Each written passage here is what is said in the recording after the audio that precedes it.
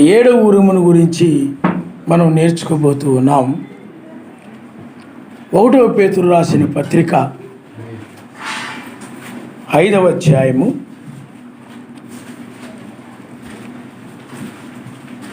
7వ వచనం నుండి మనం చదువుకుందాం. ఆయన మిమ్మును గూర్చి చింతిస్తున్నాడు కనుక మీ చింత యావత్తు ఆయన మీద వేడి, నిబ్బరమైన బుద్ధి గలవారై మెలకువగా ఉండుడి. మీ విరోధి అయిన అపవాది గర్జించు సింహములే ఎవరిని మింగుదునా అని వెదకుచూ తిరుగుచున్నాడు. లోకమందున్న మీ సహోదరుల యందు ఈ విధమైన శ్రమలే నెరవేరుచున్నవని ఎరిగి విశ్వాసమందు స్థిరులై వారిని ఎదిరించుడి. తన నిత్య మహిమకు మెస్సైనందు మిమ్మును పిలిచిన సర్వకృపానిధియగు సర్వశక్తిమంతుడు కొంచెం కాలం మీరు శ్రమపడిన పిమ్మట తానే మిమ్మును పూర్ణులుగా చేసి స్థిరపరిచి బలపరచును. యుగ యుగములకు ప్రభావం ఆయనకు కలుగునుగాక. ఆమెన్. ఆమెన్ అంటే ఆ విధంగా జరుగునుగాక అని అర్థం. ఇక్కడ మీ చింత యావత్తు ఆయన మీద వేడి, నిబ్బరమైన బుద్ధి గలవారై మెలకువగా ఉండుడి. మీ విరోధి అయిన అపవాది గర్జించు సింహం వలె ఎవరిని మిరుగుదునా అని వెదకుచూ తిరుగుచున్నాడు. లోకమందున్న నీ సహోదరుల యందు ఈ విధమైన శ్రమలే నెరవేర్చున్నవని ఎరిగి విశ్వాసమందు స్థిరులై వారిని ఎదిరించుడి. తన నిత్య మహిమకు యాశ్వామెస్సైనందు మిమ్మల్ని పిలిచిన సర్వకృపానిధికు సర్వశక్తిమంతుడు కొంచెం కాలము మీరు శ్రమపడిన పిమ్మట తానే మిమ్మును పూర్ణులుగా చేసి స్థిరపరిచి బలపరచును. చూడండి, సర్వశక్తిమంతుడే రెండవ రాకడలో రెండవసారి ఆయన వచ్చినప్పుడు ఆయనే మనల్ని పూర్ణులుగా చేసి స్థిరపరిచి బలపరుస్తాడని వాక్యం చెప్తుంది. ఆయన నమస్తాడు. హల్లెలూయా. ఎందుకు ఆ విధంగా ఆయన పూర్ణులుగా చేసి స్థిరపరిచి బలపరుస్తాడు అని అంటే, అపవాది గర్జించు సింహం వలె ఎవరిని మిరుగుదునా అని వాడు తిరుగుచూ ఉన్నాడు కనుక వాడు అనేక శ్రమలు కలుగు చేస్తూ ఉన్నాడు కనుక వాడిని జయించడానికి, అనగా అపవాదిని జయించడానికి, మరణాన్ని జయించడానికి, అపవాది అనగా మరణం, సాతానుడు అనగా మరణం, వాడిని జయించడానికి ఆయన వచ్చి పూర్ణులుగా చేసి ఆ తర్వాత ఆయన స్థిరపరిచి బలపరుస్తాడు. ఎవరైతే పూర్ణులుగా ఉంటారో, స్థిరంగా లేకపోతే స్థిరపరచబడతారో, బలపరచబడతారో ఆయన చేత, వారు మాత్రమే ఆ మరణము అనబడినటువంటి సాతానుని జయిస్తారు తప్ప అందరూ జయించలేరు.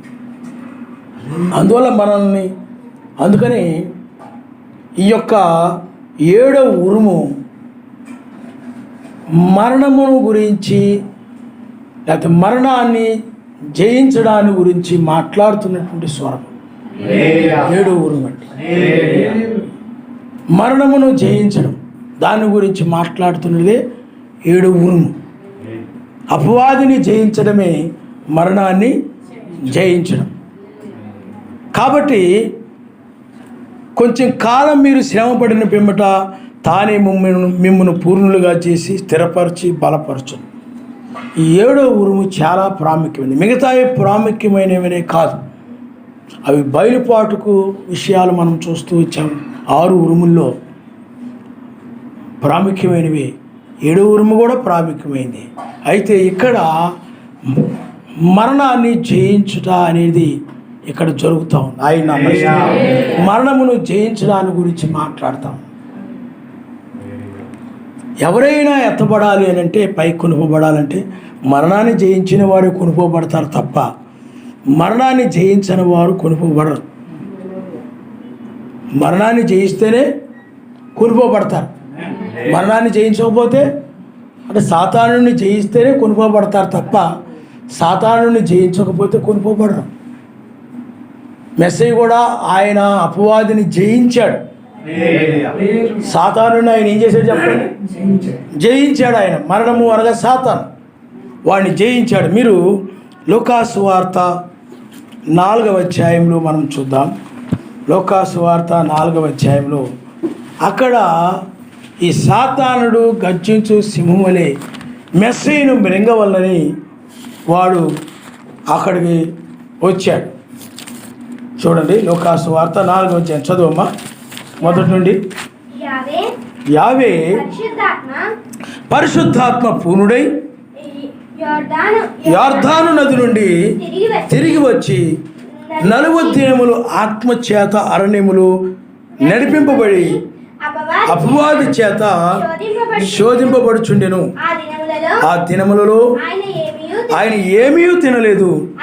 అవి తీరిన తరువాత ఆయన ఆకలి కొనగా అపవాది, నీవు సర్వశక్తిమంతుని కుమారుడు అయితే రొట్టె అగునట్లు ఈ రాతితో చెప్పుమని ఆయనతో చెప్పెను. అందుకు మెస్సయ్య, మనుష్యుడు రొట్టె వల్ల మాత్రమే జీవించుడు అని వ్రాయబడి ఉన్నదని వారికి ప్రత్యుత్తరం ఇచ్చెను. ఆయన మన స్తోత్రం. హల్లెలూయా, హల్లెలూయా. ఇక్కడ మీరు గమనించండి, మెస్సయ్య ఇక్కడ పరిశుద్ధాత్మ పూర్ణుడుగా ఉన్నాడు. ఆయన ఇక్కడ స్థిరమైన వాడుగా ఉన్నట్టుగాను, బలపరచబడిన వాడుగా ఉన్నట్టుగాను మనం ఆయన ఇక్కడ మనం కనుగొంటాం. ఆయన నామస్తు. హల్లెలూయా. అపవాది గర్జించు సింహం వలె ఈయన్ని మృంగాలని ఈయన దగ్గరకు వచ్చాడు. అయితే సర్వశక్తిమంతుడు లేకపోతే మెస్సయ్య ఆయన పూర్ణుడుగాను స్థిరముగాను బలపరచబడిన వాడుగాను ఉన్నాడు. కాబట్టి అపవాది యొక్క తంత్రములను లేకపోతే వాడి ఆలోచనలు వాడు తీసుకొచ్చే వాటినన్నిటి కూడా ఆయన ఎదిరించాడు. వాక్య వ్యతిరేకమైనటువంటి వాటన్నిటిని కూడా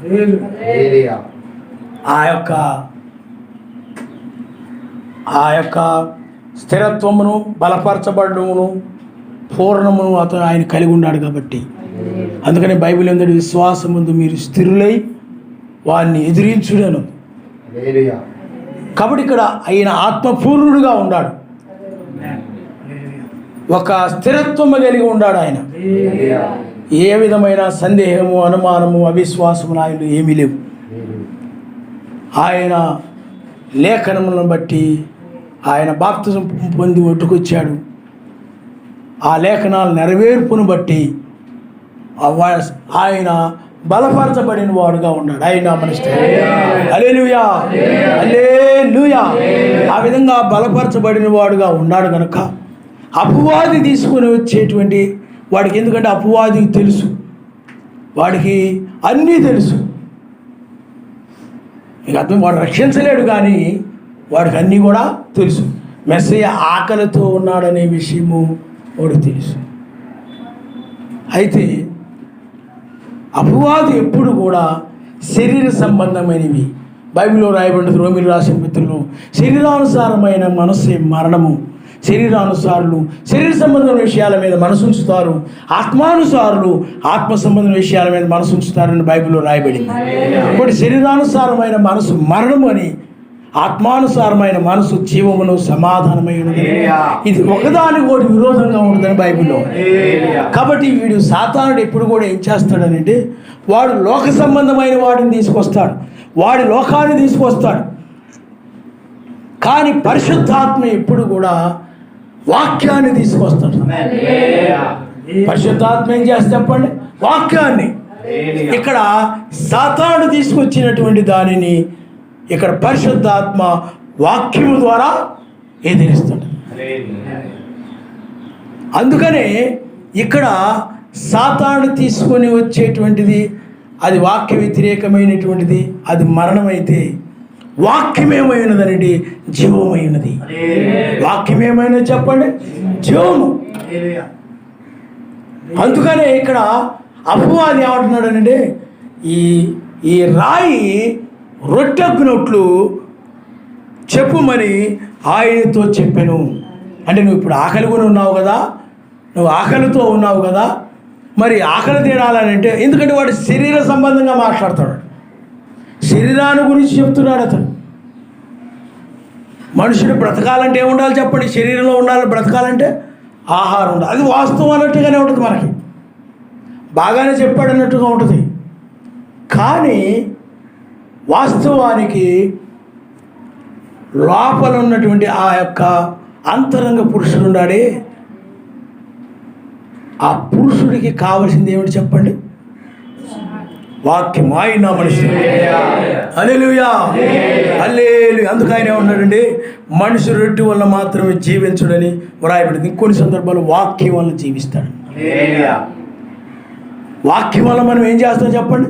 ఈ యొక్క రొట్టె వల్ల ఈ శరీరం బ్రతకొచ్చు, జీవిస్తుంది. కానీ ఆ లోపల ఉన్నటువంటి ఆ జీవి లేకపోతే ఒక వ్యక్తి లేకపోతే అంతరంగ పురుషుడు,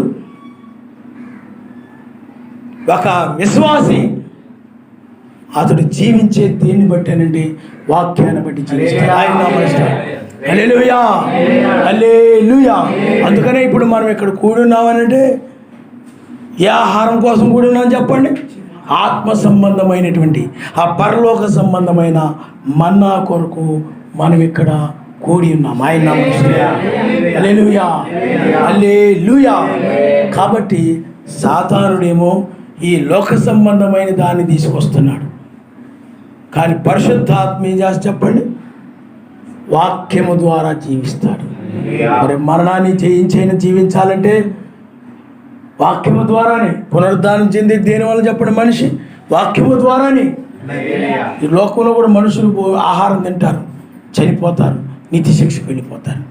కానీ మనము ఈ లోకంలో ఆహారం తిన్నప్పుడు శరీరం కోసము, కానీ ఆత్మ సంబంధమైన ఆహారం ద్వారా మనం జీవిస్తూ ఉంటాం.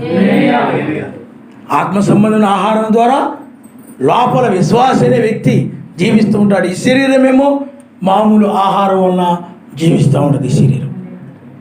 కానీ ఆ లోపల నుండి ఆ యొక్క విశ్వాసకి ఏం కావాలి చెప్పండి? ఆ వధువుకి ఏం కావాలి చెప్పండి?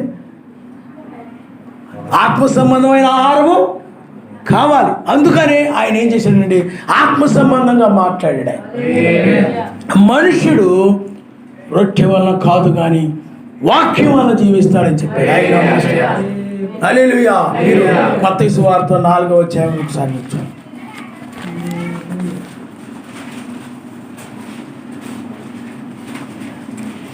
మూడవ వచనం నుండి చదువమ్మా. ఆ శోధకుడు ఆయన వద్దకు వచ్చి, నీవు సర్వశక్తిమంతుని కుమారుడు అయితే ఈ రాళ్ళు రొట్టెలగునట్లు ఆజ్ఞాపించమనెను. అందుకు ఆయన, మనుష్యుడు రొట్టె వల్ల మాత్రము కాదు కానీ సర్వశక్తిమంతుని నోటి నుండి వచ్చు ప్రతి మాట వల్లను జీవించును. ఆమేన్, హల్లెలూయా. కాబట్టి ఇక్కడ మనుష్యుడు రొట్టె వల్ల మాత్రమే కాదు కానీ ఆయన నోటి నుండి వచ్చి ప్రతి మాట వల్ల జీవించునని. కాబట్టి ఇక్కడ రొట్టె వల్ల మాత్రమే కాదు, ఇప్పుడు మనం ఉన్నాం ఈ ఆహారం వల్లే కాకుండా సర్వశక్తిమంతు నుండి నోటి నుండి వచ్చే ప్రతి మాట వలన మనము జీవిస్తూ ఉన్నాం. హల్లెలూయా. అప్పుడు ఎప్పుడైతే ఆయన ఆ మాట పట్టుకున్నాడో, ఆ మాట చెప్పాడో, అప్పుడు అపవాది వాడు మరణాన్ని అనగా శరీరానుసారమైన తీసుకొస్తాడు. అంటే మనుష్యుడు ఈ యొక్క ఆ రొట్టె వల్లనే మాత్రమే బ్రతుకుతాడు అన్నట్టు. కానీ మెస్సీ ఏం చెప్పాడని, రొట్టె వల్ల మాత్రమే కాదు కానీ వాక్యం వల్ల, సాధారణంగా సర్వశక్తిమంతుని మాట వల్ల వచ్చే ప్రతి మాట వల్ల జీవిస్తాడని చెప్పి. అంటే ఇక్కడ ఏం జరిగిందంటే, జీవము మరణాన్ని మింగివేసింది. వాక్యము సాతానుని యొక్క ఆలోచనను ఏం చేసింది చెప్పండి? జయించింది. జీవము మరణాన్ని జయించింది. అందుకు వాక్యము ద్వారానే సాతాను తీసుకొచ్చేటువంటి మరణకరమైనటువంటి ఆజ్ఞాతిక్రమమే పాపము. పాపం వల్ల వచ్చే జీతము మరణము. ఆజ్ఞ అతిక్రమింపజేయు వాక్య వ్యతిరేకమైనటువంటి దాన్ని వాడు చెప్పేటప్పుడు రొట్టె వల్ల మాత్రమే కాదు కానీ వాక్యం వల్ల కూడా జీవిస్తాడు కదా అంటలేదు. వాడు రొట్టె వల్ల మాత్రమే మాట్లాడుతున్నాడు. ఈ రాయి రొట్టెగునట్లు. కాబట్టి ఇక్కడ వాడు తీసుకుని వచ్చే మరణకరమైనటువంటి ప్రతి దానిని కూడా వాక్యము ద్వారా ఈయన ఎదిరిస్తూ వస్తున్నారు. అంటే ఇక్కడ జీవం ఏం చేస్తుందంటే మరణాన్ని మింగివేస్తుంది, లేకపోతే మరణాన్ని జయిస్తూ ఉంది. ఇదే ఏడవ ఉరుమైనది. ఆయన ఏడవ ఉరుములో ఏం జరుగుతూ ఉన్నదనంటే విజయమందు మరణము మింగివేయబడతా ఉంది. ఎందుకంటే వాక్యమే విజయమైనది. అందుకనే మత్స్యమైన శరీరము జీవము చేత మింగివేయబడినట్లు ఆ నివాసం దీనిపైన ధరించుకున్న వాళ్ళని బైబిల్లో రాయబడి ఉంటుంది. జీవము చేత మత్స్యమైనది మింగివేయబడదని. కానీ అక్కడ అపవాది ఆయన మిరంగాలను ఇచ్చాడు. నిజమే భలే చెప్పావు, నిజమే నా ఆకలిని గమనించి భలే చెప్పావు అని అనలేదు. ఆయన ఏమన్నాడు చెప్పండి? మనుష్యుడు రొట్టె వల్ల మాత్రమే కాదు కానీ సర్వశక్తిమంతుని నోటి నుండి వచ్చే ప్రతి మాట వల్ల జీవించునని చెప్పాడు ఆయన. హల్లెలూయా, హల్లెలూయా. కాబట్టి ఇక్కడ అపవాది ఏమైపోయాడు చెప్పండి? అపవాది ఏమైపోయాడు చెప్పండి? ఓడిపోయాడు. అపవాది ఏమైపోయాడు చెప్పండి? మెస్సయ్య అది అపవాది చెప్పినట్టు చేశాడు అనుకోండి, నిజమే కదా అని ఆ రాళ్ళు రొట్టెలగునట్లు పలికాడు అనుకోండి, ఆ రాళ్ళు రొట్టెలైపోయినాయి అనుకోండి, వాటిని భుజించాడు అనుకోండి, అప్పుడు అపవాదికి లోబడినట్టే. అక్కడ మరణము జయించినట్లే, సాతాను మిరిగివేసినట్లే. కానీ అక్కడ సాతాను మింగకుండా ఆయన ఏం చేశాడనండి? మరణాన్ని జయించాడు. అందుకని వాడు ఎప్పుడు కూడా లోక సంబంధంగా మాట్లాడతాడు, లోక సంబంధమైన వాటిని తీసుకొస్తాడు. ఇక్కడ మెస్సయ్య ఏం చేశాడు చెప్పండి? వాక్యము ద్వారా వెళ్ళాడు ఆయన నామమున. హల్లెలూయా. వాక్యముతో అపవాదిని ఎదిరించాడు. ఏదోనులో ఆదాము అవ్వలు అపవాది తీసుకొచ్చిన మాటని వీళ్ళు ఎదిరించలేదు.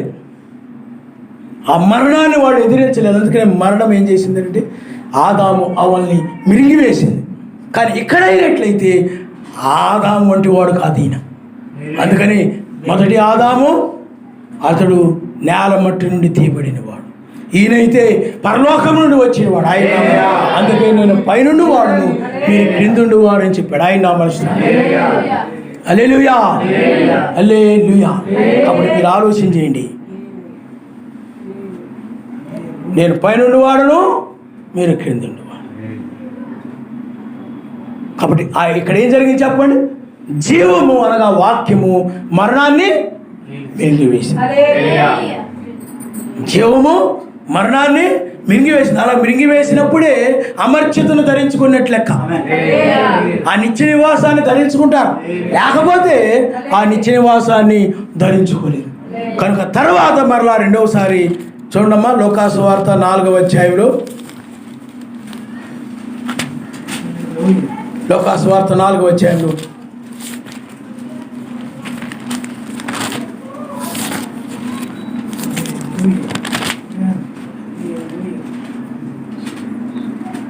అప్పుడు అపవాది ఆయన్ని తీసుకొని పోయి భూలోక రాజ్యములన్నిటినీ ఒక నిమిషములో ఆయనకు చూపించి, ఈ అధికారమంతయు రాజ్యముల మహిమయు నీకెత్తును, అది నాకు అప్పగించబడి ఉన్నది, అది ఎవనికి నేను ఇవ్వకూడదునో వానికి ఇత్తును.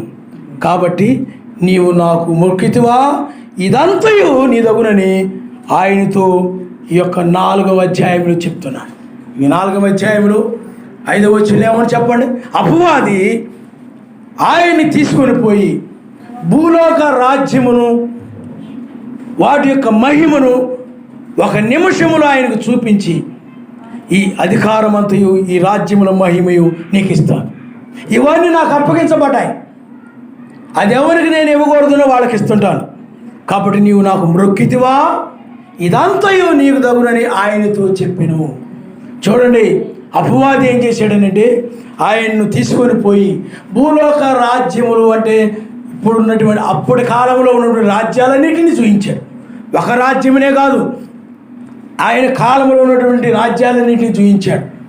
అక్కడ ఆయన కాలంలో ఉన్నటువంటి రోమా సామ్రాజ్యం కావచ్చు, లేకపోతే ఇంకా ఏవో రాజ్యాలు ఉండొచ్చు. అన్ని రాజ్యాలను చూపించి ఒక నిమిషం చూపించి ఈ అధికారం అంతయు ఈ రాజ్యం మహిమయు నీకు ఇస్తాను అంటే, నువ్వు నాకు మొక్కావనుకో ప్రపంచంలో అధికారం అంతా నీదే. ఇక నేను ఖాళీగా ఉండిపోతాను, ఇక నేనే అధికారం చేయను. ఈ రాజ్యముల మహిమంతా నీకు ఇచ్చేస్తాను. ఇక ఈ రాజ్యాలని నీయే. నీవు నాకు మొక్కితే ఇదంతా నీదైపోద్ది. ఎందుకనంటే నేను ఎవరికి ఇవ్వగోరుతానో వాళ్ళకి ఇస్తాను, ఎవరికి ఇవ్వాలనుకుంటే వాళ్ళకి ఇస్తాను. నాకు ఈ అధికారం ఉంది, ఇదంతా నాది. నీవు నాకు మొక్కితే ఇదంతా నీదే అయిపోద్ది అని చెప్పాడు. మొత్తాన్ని లోకరాజ్యాల మహిమని అన్ని. అందుకని సాతాను ఎప్పుడు లోక సంబంధమైన వాటిని తీసుకొస్తాడు. ఆ విధంగా మెస్సీని మిరంగాలని చూస్తున్నాడు అనమాట. అప్పుడు ఆయన ఏం చేశాడు చెప్పండి? ఆహా, సూపర్, మంచి అవకాశం వచ్చింది, ఎవరికి లేని అవకాశం నాకు వచ్చింది, నేను చాలా ధన్యుడిని, ఆశీర్వదించబడిన వాడిని, సూపర్, ఈ రాజ్య అధికారం అంతా నాదే అయిపోద్ది, ఈ రాజ్యంలో మహిమ అంతా నాదే అయిపోద్ది అని ఇప్పుడు మనుషులైతే చక్కగా సాతానుడికి సాష్టాంగ పడిపోతారు. ఈనాడు మత్స్యాల సంఘాలని కూడా అన్నీ ఆ విధంగా సాష్టాంగ పడిపోయాయి కాబట్టి అవి గొప్పగా వర్ధిల్లుతూ ఉన్నాయి. లోకరీతిగా అద్భుతంగా గొప్పగా మహిమతో ఉన్నాయి అవి లోకరీతిగా. కానీ ఆయన అయినట్లయితే భలే అవకాశం దొరికింది. ఇంకా శిలువ బాధలు తప్పిపోతాయి, ముళ్ళ కిరీటం తప్పిపోద్ది, పిడిగుద్దులు తప్పిపోతాయి, ఉమ్మి వేయించుకోవడము, ఇజ్రాయేల్ అందరూ కూడా బయల్జెబూలు దయ్యం పట్టిన వాడని ఎలాగెలా పిలిపించుకోవడం, ఇవన్నీ తప్పిపోతాయి. హ్యాపీగా సంతోషంగా ప్రపంచానికి నేను ఒక రాజుని అనిపించుకోవచ్చు, ఈ రాజ్యాలని కూడా నా చేతిలో ఉన్నాయని అనిపించుకోవచ్చు, పేరు పొందుకోవచ్చు అని మొక్కలా ఆయనకి. నీకు ఇలాగ పనికి మళ్ళా లోకంలో మనుషుల్లాగా పనికి మళ్ళా ఆలోచన చేయలా. ఆయన ఏం చేశాడు చెప్పండి? వాక్యమును తీసుకున్నాడు ఆయన. ఏం రాయబడిందో చూడండి అక్కడ, తర్వాత చదువమ్మా.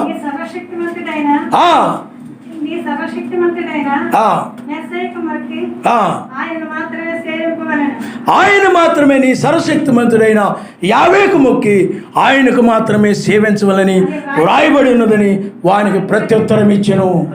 చూడండి, గర్జించి సింహలే మృంగుతున్నా అని ఆ యొక్క అపవాది ఆ లోకరాజ్యం మహిమ ఇవన్నీ చూపించినప్పుడు మెస్సీ ఏం చెప్పండి? వాక్యమును పట్టుకున్నాడు.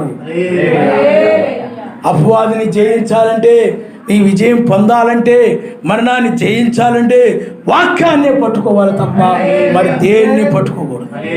అప్పుడు ఆ సమయంలో ఆయన ఏం చేశాడు చెప్పండి? వాక్యమును పట్టుకున్నాడు. వాక్యమును పట్టుకుని ఆయనకే మొక్కవలసి ఉన్నదని చెప్పాడు తప్ప అపవాదికి ముడుక్కి పెద్ద ప్రపంచ అధినేత అవ్వలేదు ఆయన. ప్రపంచ రాజ్యాలన్నిటి కూడా రాజు అవ్వలేదు ఆయన. వాక్యమును పట్టుకున్నాడు, జీవాన్ని పట్టుకున్నాడు. అందువల్ల అక్కడ అపవాది ఏమైపోయాడు చెప్పండి? జీవము చేత మర్త్యమైనటువంటి లోకము మిరిగివేయబడింది. ఆయన విజయమందు మరణము మిరిగివేయబడింది. అది ఆత్మీయంగా జరిగింది. ఆ విధంగా విజయమందు మరణము అనగా అపవాది. ఎందుకంటే వాడు ఎప్పుడు కూడా ఆజ్ఞ అతిక్రమింపు చేయడానికే వాడు ప్రయత్నం చేస్తుంటాడు.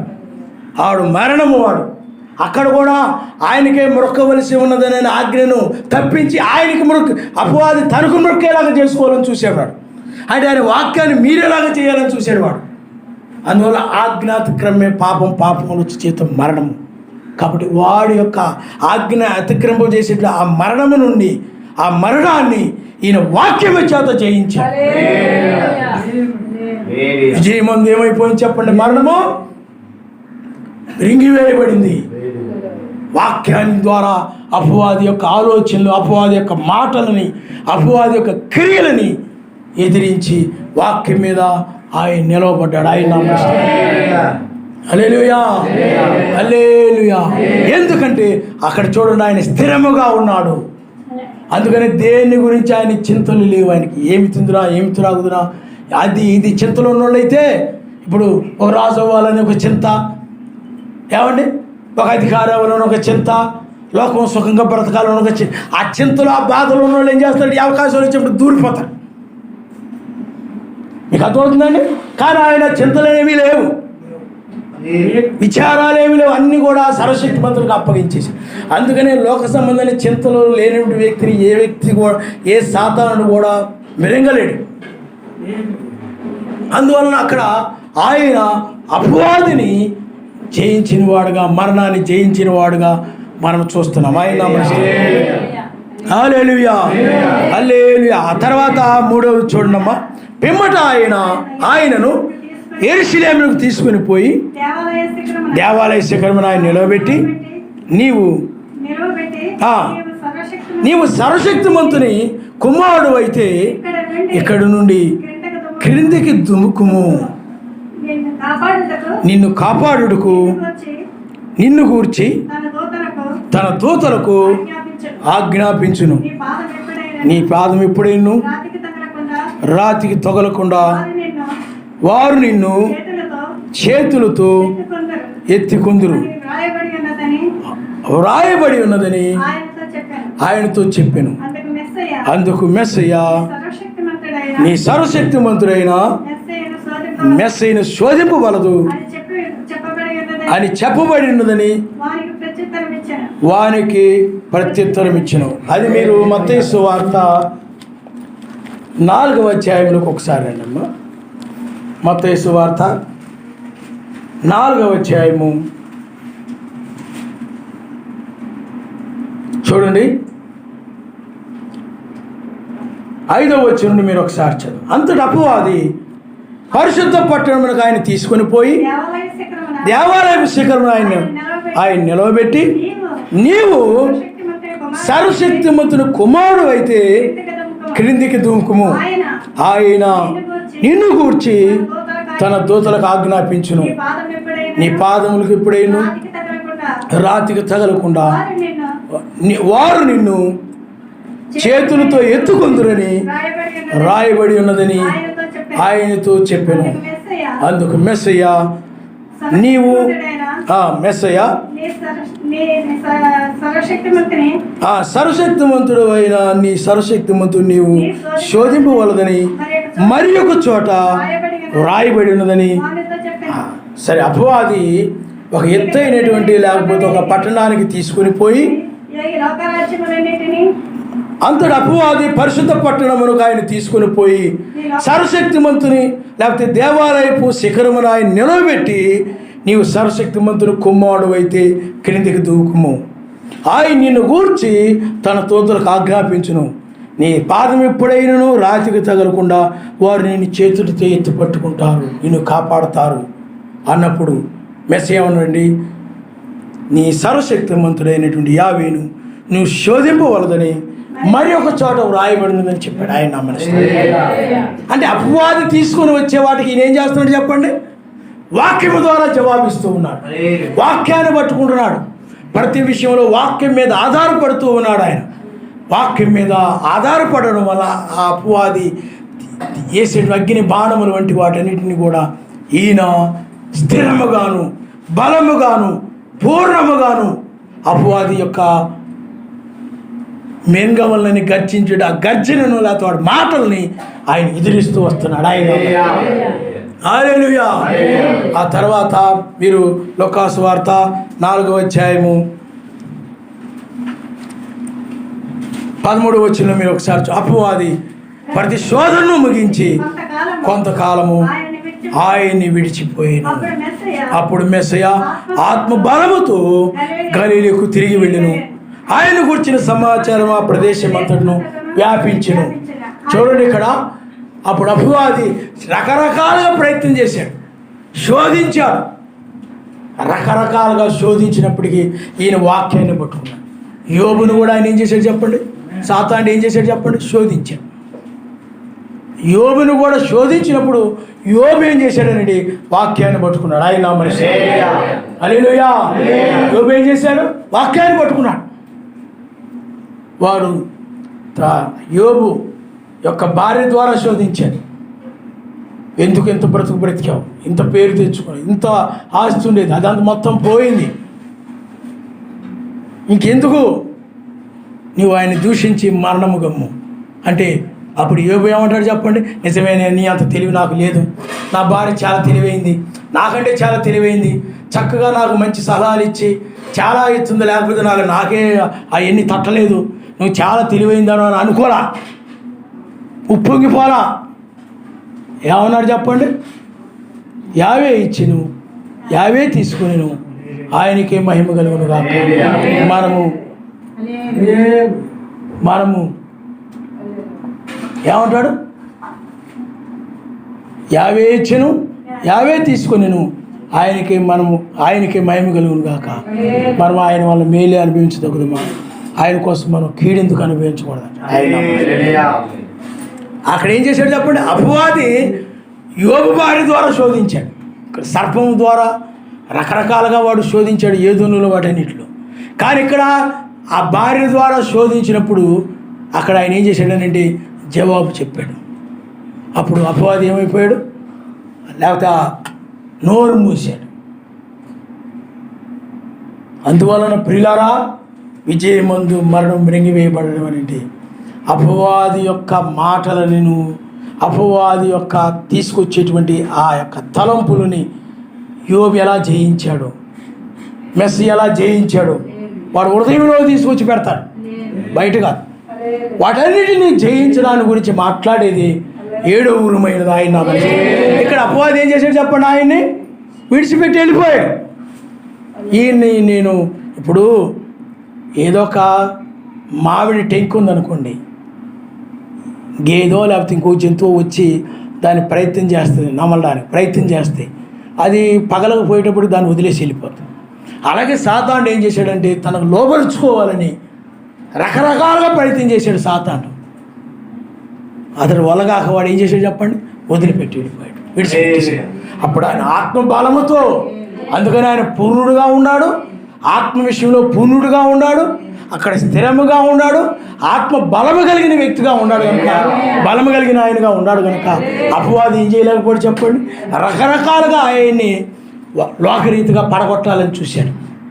రకరకాల ఆపేక్షలు కలుగు చేసి, రకరకాల ఆశలు కలుగు చేసి, ఆయన్ని హెచ్చించి, ఇదిగో నువ్వు దేవాలయ శిఖరము తీసుకెళ్ళి ఇక్కడి నుండి దూకు, ఆ దూతలు నిన్ను కాపాడతారు అని ఆ విధంగా కూడా మాట్లాడి ఆయన ఏదో విధంగా ఆయన మిరంగాలని చూశాడు.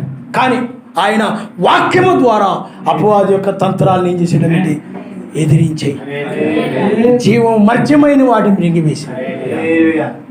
విజయం ముందు ఏమైపోయింది చెప్పడం? మరణము.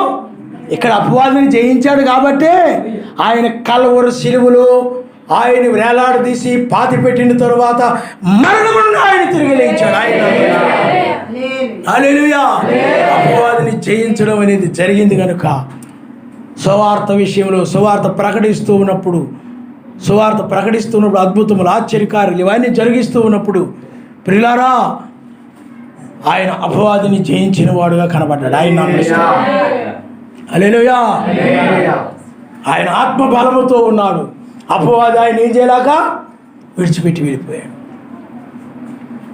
ఇక అపవాది ఆయన వదిలివేసి వెళ్ళిపోతే ఆయన సువార్త ప్రకటించడమే కాదు, అద్భుతాలు, సూచక్రియలు, మహత్కార్యాలు ఇవన్నీ జరిగించిన తర్వాత ఆయన సిలువ వేయబడిన తర్వాత మరణాన్ని జయించి తిరిగి లేచాడు. అంటే ఇక్కడ అపవాదిని జయించాడు కనుకని ఆలోచనలు అపవాది తీసుకొచ్చేటువంటి వాటిని జయించాడు కాబట్టి ఇక్కడ శరీరం అనేటువంటిది మరణించకుండా అది మరలా తిరిగి లేచింది. ఆయన అంటే మరణించిన శరీరము, అది దాన్ని నిద్ర అంటారు. దాన్ని మరణాన్ని ఏమంటారు చెప్పండి? నిద్ర. ఈ శరీరము, గాయములతో ఉన్న శరీరము, ముళ్ళ కిరీటం గుచ్చబడినప్పుడు ఆ ముళ్ళు దిగిపోయే ఆ శరీరము ఆ యొక్క తలలోకి, ఆ శరీరము మరలా మహిమ శరీరంతో తిరిగి లేచిందని దాని కారణం ఇక్కడ అపవాదిని ఆయన జయించాడు. ఈ మరణాన్ని జయించాడు ఆయన. అందుకనే శరీర సంబంధమైన మరణం ఉన్నది, ఆత్మ సంబంధమైన మరణం ఉన్నది. ఆత్మ సంబంధమైన మరణాన్ని జయిస్తేనే శరీర సంబంధమైన మరణాన్ని జయిస్తారు. ఆత్మ సంబంధమైన మరణం అంటే ఏమిటి? లోకం. ఆ లోకాన్నే సాతానుడు వాడే లోకం అనగా సాతాను అనగా ఒకటే. వాడు తీసుకొచ్చినటువంటి ఆ లోకాన్ని, ఆ మరణాన్ని మెస్సియా జయించాడు. కాబట్టి ఇక్కడ కూడా మరణమును జయించి సమాధిలో ఆయన తిరిగి లేచాడు. ఈ శరీరం కూడా ఈ మరణించే ఈ శరీరం మార్పు చెంది పైకెత్తబడాలంటే నీవు కూడా ఈ మరణాన్ని అనగా అపవాదిని నువ్వేం చేయాలి చెప్పండి? జయించాలి. 7 ఉరుములో జయించుట ఉన్నది. మరణమును జయించడం గురించి మాట్లాడేది 7వ ఉరుము. కాబట్టి ఇక్కడ అపవాదిని జయించడం కోసము, అందుకనే ఇక్కడ మనము 1 పేతురు రాసిన పత్రికలో మనం చూసాం, గర్జించు సింహముల అపవాది ఎవరిని మింగుదునా అని చెప్పిన తరువాత ఆయనే వచ్చి మిమ్మల్ని స్థిరపరచును, బలపరచును అంటున్నాడు ఆయన. వాడు ఎప్పుడుండో తిరుగుతూ ఉన్నాడు. వాడు సంఘ శాఖల్లో అనేక మందిని, అలాగే బ్రహ్మం గారి సంఘాలు అనేక మందిని వాడు మింగేసి వాక్య వ్యతిరేకమైన కల్పిత బోధలు తీసుకొచ్చి పెట్టేశాడు. ఇప్పుడు ఆ గర్జించు సింహము ఏదో మత్స్యాగ సంఘాల నుండి వచ్చి నిన్ను గర్జించడం కాదు, బ్రహ్మం గారి సంఘాల్లో నుండి వచ్చి నిన్ను గర్జిస్తూ ఉంటుంది. మీరు గమనించాలి.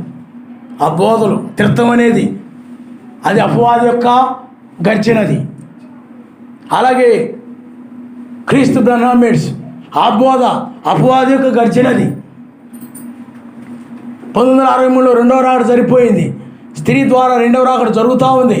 అది అపవాది గర్జన, అర్ధరాత్రి కేక, అది అపవాది యొక్క ఆ బోధలు, దుర్బోధలు ఇవన్నీ కూడా. అలాగే రకరకాలుగా లోకరీతిగా ఈ యొక్క లోకాపేక్షలు, లోకాశలు ఇవన్నీ కూడా నీ మీద గర్జిస్తూ ఉన్నాయి అన్నమాట. ప్రతిదీ కూడా ఆపేక్షలతో, ఆలోచనలు, ఆశలు ఇవన్నీ కలుగు చేస్తూ అవి నిన్ను మింగాలని ప్రయత్నం చేస్తూ ఉంటాయి. సెకండ్ కమింగ్లో ఆయన ఏం చెప్పాడనంటే, నేను వచ్చి వాళ్ళని పూర్ణులుగా చేస్తాను, స్థిరపరుస్తాను, బలపరుస్తానని చెప్పాడు. ఆయన నామరిస్తాను. ఇప్పుడు 1995లో ఆయన దిగివచ్చి ఇప్పుడు ఆయన తన వర్తమానం వల్ల మనం ఏమైపోతున్నాం చెప్పండి? ఇప్పుడు ఆయన్ని పూర్ణులు అవుతున్నాం, మనం ఆత్మపూర్ణులు అవుతున్నాం, ఇంకా స్థిరపరచబడుతున్నాం, స్థిరముగా బలపరచబడ్డాం. ఇప్పుడు మనం ఈ వాక్యము చేత ఈ లేఖనములను బట్టి, ఈ కాలాన్ని బట్టి మనం ఏమైపోయామండి? బలపరచబడ్డాం, స్థిరపరచబడ్డాం. ఇది సత్యము. ఈ వర్తమాన విషయంలో, ఈ కాలం విషయంలో, ఇంకా ఈ యొక్క లేఖనాల విషయంలో, ఈ యొక్క వేకు నక్షత్రాన్ని బట్టి, బయలుపాటుని బట్టి మనకేమొచ్చింది చెప్పండి? ఆత్మపూర్ణమయ్యాం. అన్నిట్లో కూడా ఏమయ్యామో చెప్పండి? మనం పూర్ణంగా ఉన్నాం, బలపరచబడ్డాం, స్థిరపరచబడ్డాం. ఇప్పుడు ఎవరైనా వచ్చి, ఏ అపవాది సంబంధమైన వ్యక్తి అయినా వచ్చి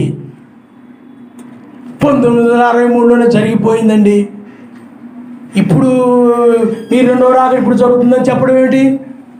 1963లోనే జరిగిపోయింది, స్త్రీ ద్వారా 2వ రాకడ జరుగుతుంది అని ఎవడైనా అన్నాడు అనుకోండి, మరి ఎబ్రీయులకు రాసిన పత్రిక 9వ అధ్యాయము 26, 28లో ఏముందంటే, తన కొరకు కనిపెట్టుకుని ఉండి వారు రక్షణ వెంట 2వసారి ఆయన వస్తాడని ఉంది. రోమీయులకు రాసిన పత్రిక 13, 11, 14లో ఈ విధంగా ఉంది, నిద్ర మేలుకుని వేళలో విశ్వాసమైన రక్షణ సమీపంగా ఉందని. కడవరి కాలం ముందు బయలుపరచబడి రక్షణ ఉంది. ఇది ఎప్పుడు నెరవేరునో చెప్పమంటున్నా. అపవాది యొక్క నోరు మూసివేయబడతావు. మీకు అర్థమవుతుందండి? వాక్యము ద్వారా నువ్వేం చేస్తున్నావు చెప్పండి? అపవాదిని, వాడి తంత్రములు నీవు ఎదిరిస్తూ ఉంటావు. ఇంకొకడు అంటాడు, అప్పుడే 1900 లేకపోతే బ్రహ్మం గారు వచ్చినప్పుడే బ్రహ్మం గారే 2వ రాకడ, ఆయనే క్రీస్తు అంటాడు ఇంకొకడు. దానిని కూడా ఈ లేఖనముల ద్వారా నువ్వు ఎదిరిస్తూ ఉంటావు. అలాగ ప్రతి విషయంలో కూడా నీవు పూర్ణుడు అయినప్పుడు, స్థిరపరచబడినప్పుడు, వాక్యము చేత బలపరచబడినప్పుడు నీవు అపవాది యొక్క తంత్రములు నీవు ఎదిరించు. అపవాది తీసుకొచ్చేటువంటి ప్రతి దానిని కూడా నువ్వు ఎదిరిస్తూ ఉంటావు. ఆయన నామమున హల్లెలూయా, హల్లెలూయా.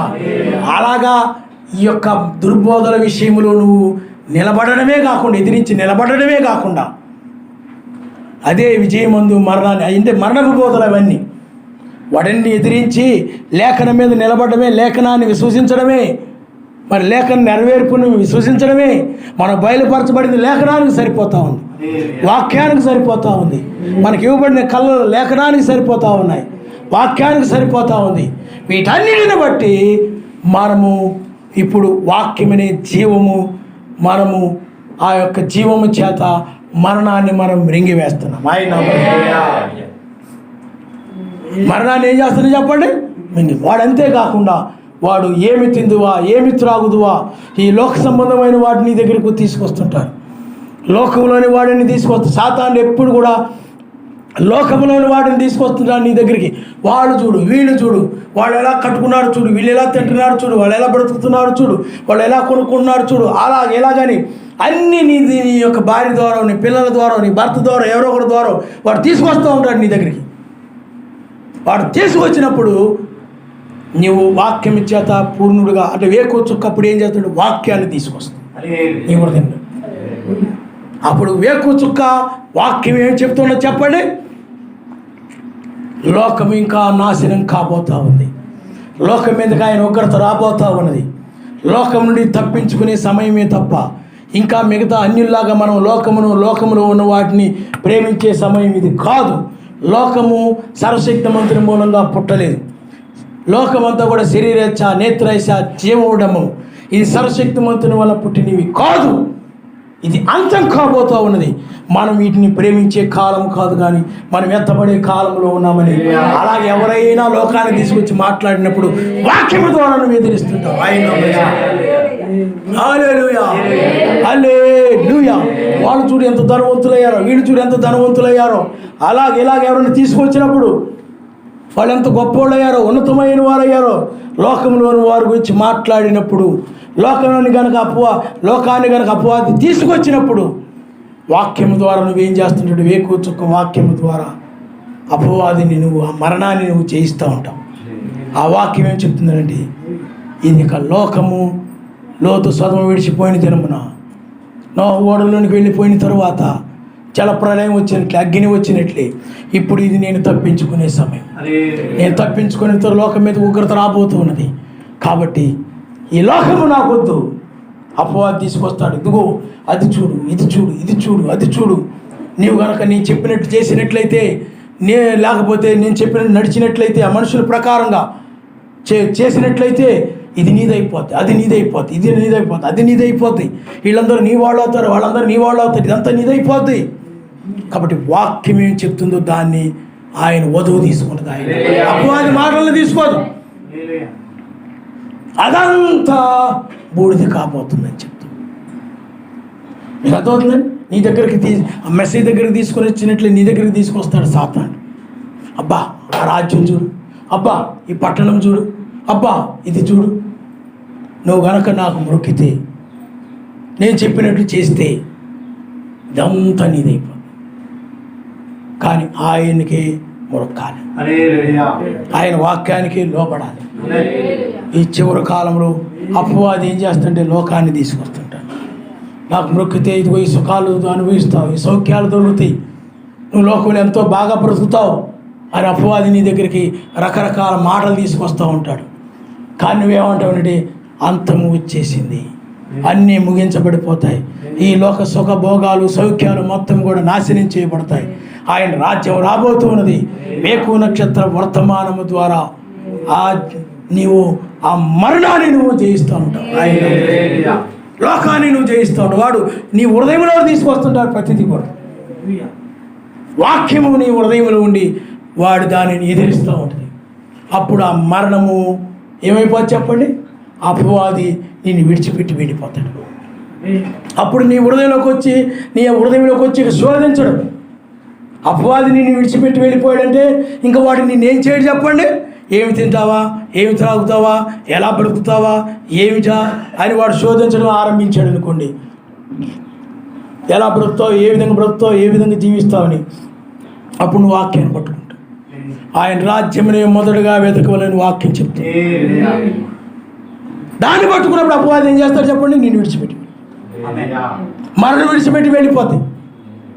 అలాగూ ప్రతి విషయములో కూడా అపవాది తీసుకొని వచ్చేటువంటి ప్రతిదానిని కూడా ఈ చివరి కాలంలో సాతాను తీసుకొచ్చే లోక సంబంధమైన ప్రతిదానిని కూడా వాక్యం ద్వారా నువ్వేం చేస్తున్నావు అంటే ఎదిరిస్తూ ఉంటావు. ఇది చూడు, నువ్వు కనుక అందంగా ఉండాలి. అపవాదం అంటాడు నువ్వు అందంగా ఉండాలి, నువ్వు కొప్పిలా పెట్టుకో, లేకపోతే ఇలాంటి బట్టలు కొనుక్కో, అలాంటి బట్టలు కొనుక్కో, ఇలాంటి డ్రెస్ వేసుకో, లేకపోతే ఇలాంటి జీన్స్ ప్యాంట్లు వేసుకో, లేకపోతే ఈ బట్టలు వేసుకో, ఆ బట్టలు వేసుకో. ఇలా వాడు రకరకాల ఆలోచన తీసుకొస్తాడు. అప్పుడు లోపల ఉన్న పరిశుద్ధాత్మ ఇవన్నీ కూడా వ్యర్థము, అందము మోసకరము, సౌందర్యం వ్యర్థము, అవన్నీ లేఖనాలు మన దగ్గర తీసుకొచ్చి అప్పుడు ఏం చేస్తాడు, వీళ్ళన్నింటినీ కూడా ఉదయంలో అండి ఎదిరించేస్తానమాట. అప్పుడు ఆశలు, ఆలోచనలు ఇవన్నీ కూడా నీకు పోయి హృదయంలో వాక్యం నిలబడదు. అప్పుడు ఎవరైనా వాక్య వ్యతిరేకమైనది అపవాది హృదయంలోనే తీసుకొచ్చినప్పుడు దాన్ని చేయించాలనంటే ఏముండాలి చెప్పండి? వాక్యాన్ని ఏముండాలనంటే పూర్ణులవ్వడము, స్థిరపరచబడము, బలపరచబడము. ఆయన ఇప్పుడు 3 యూదులు ఉన్నారు. ఆ 3 యూదులు మీరు గమనించండి, అక్కడ రాజు అంటున్నాడు, మీరు కనుక ప్రతిమ మొక్కారు అనుకోనండి, మీకు అన్నీ ఇచ్చేస్తాం, మీకు ఏ ఇబ్బందులు లేకుండా, ఏ కరువులు లేకుండా, ఏ కష్టాలు లేకుండా ఈ బ్రహ్మాండంగా మిమ్మల్ని బ్రహ్మాండంగా చూసుకుంటాం, మీకు ఏ లోటు రాని చేయం, అన్నీ బ్రహ్మాండంగా మీకు చేసేస్తాం, మీకు ఏ ఇబ్బంది ఉంటుందో. అప్పుడు ఆ గవర్నమెంట్ చెప్పుండొచ్చు, ఆ రాజు చెప్పుండొచ్చు. ఆ విధంగా చూడండి, అపవాది గర్జిస్తూ ఉన్నాడు అనమాట. మీరు ఆ ప్రతిమ మురుక్కితే చాలు, ఆ ప్రతిమ మురుక్కితే చాలు, ఈ రాజ్యంలోని అన్నీ కూడా మీకు అన్నీ అనుభవిస్తారు, మీరు బాగా బ్రతుకుతారు, మీ ప్రాణాలకు ఏమి ఇబ్బంది ఉండదు. అప్పుడు వాక్యం చెప్తా ఉన్నది, ఆయనకు మాత్రమే మొక్కవలసి ఉన్నది, మరి ఎవరికి మొక్కకూడదు.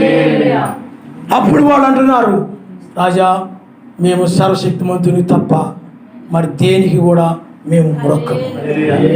ఎప్పుడైతే వాళ్ళు చెప్పారు, ఎప్పుడైతే ఆ ప్రతిభ నమస్కరించుకున్న వాళ్ళు నిలబడ్డారు, అప్పుడు విజయమందు మరణము మింగివేయబడింది. ఎప్పుడైతే విజయ మరణం మింగివేయబడిందో వాళ్ళని తీసుకొని వెళ్ళి అగ్నిలో పడవేసినప్పటికి కూడా వాడు సరిపోవట్లేదు. కారణం ఏమిటి? ఆత్మ సంబంధంగా ఇక్కడ మరణాన్ని, అపవాదిని జయించారు వీళ్ళు. అందువల్ల అగ్ని కూడా చల్లారిపోయింది, విజయమందు మరణము.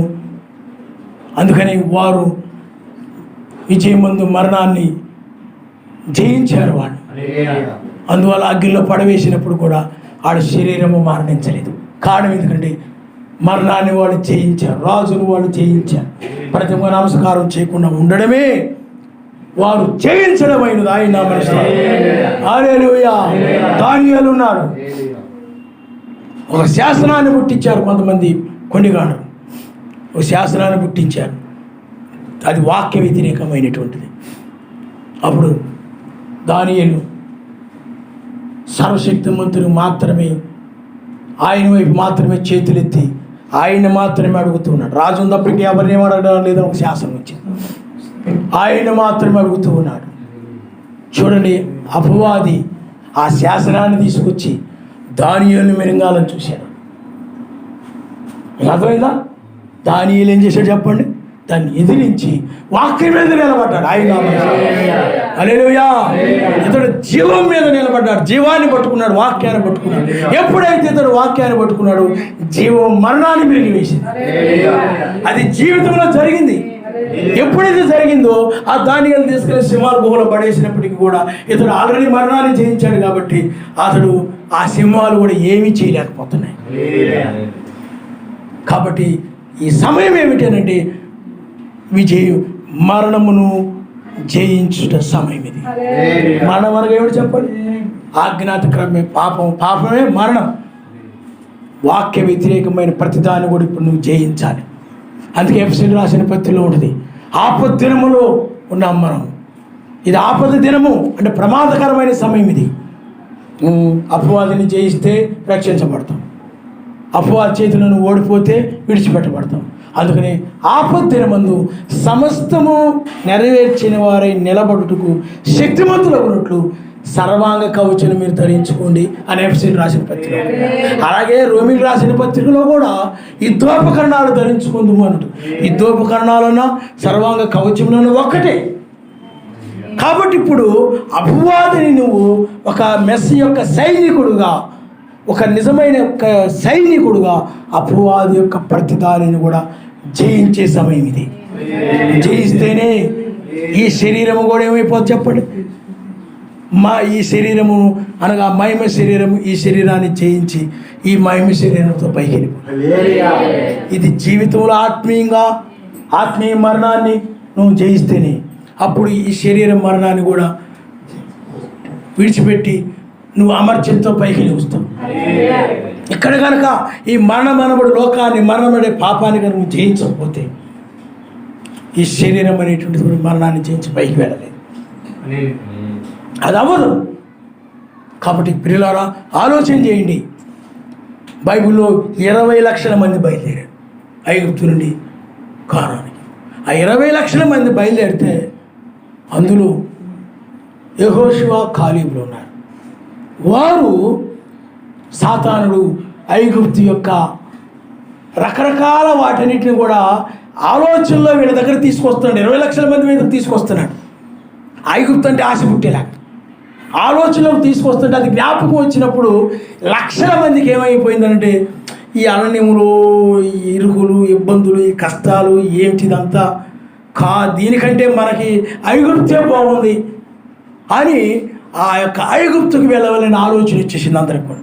అంటే ఏం జరిగింది ఎక్కడ అంటే అపవాది వారికి ఐగుప్తుని గొప్పగా చూపించి ఆలోచనలో ఇదేం బాగుంది, ఇదేం బాగుంది, ఇదేం బాగలేదు, అదేం బాగలేదని ఐగుప్తును గొప్పగా చూపించి మీరు పొరపాటు వచ్చేసారు ఐగుప్తు నుండి బయటికి అని ఆ ఐగుప్తు అంతటి చూపించి అది చేసినప్పుడు వీళ్ళందరూ ఏం చేయాలంటే ఐగుప్తు కంటే మాకు గొప్ప కానాను ఉంది అని చెప్పి ఆ కానానుని బట్టి వీళ్ళు ఐగుప్తు యొక్క ఆలోచనలని సాతాను తీసుకొచ్చే ఆలోచన హృదయంలో ఎదిరించాలి.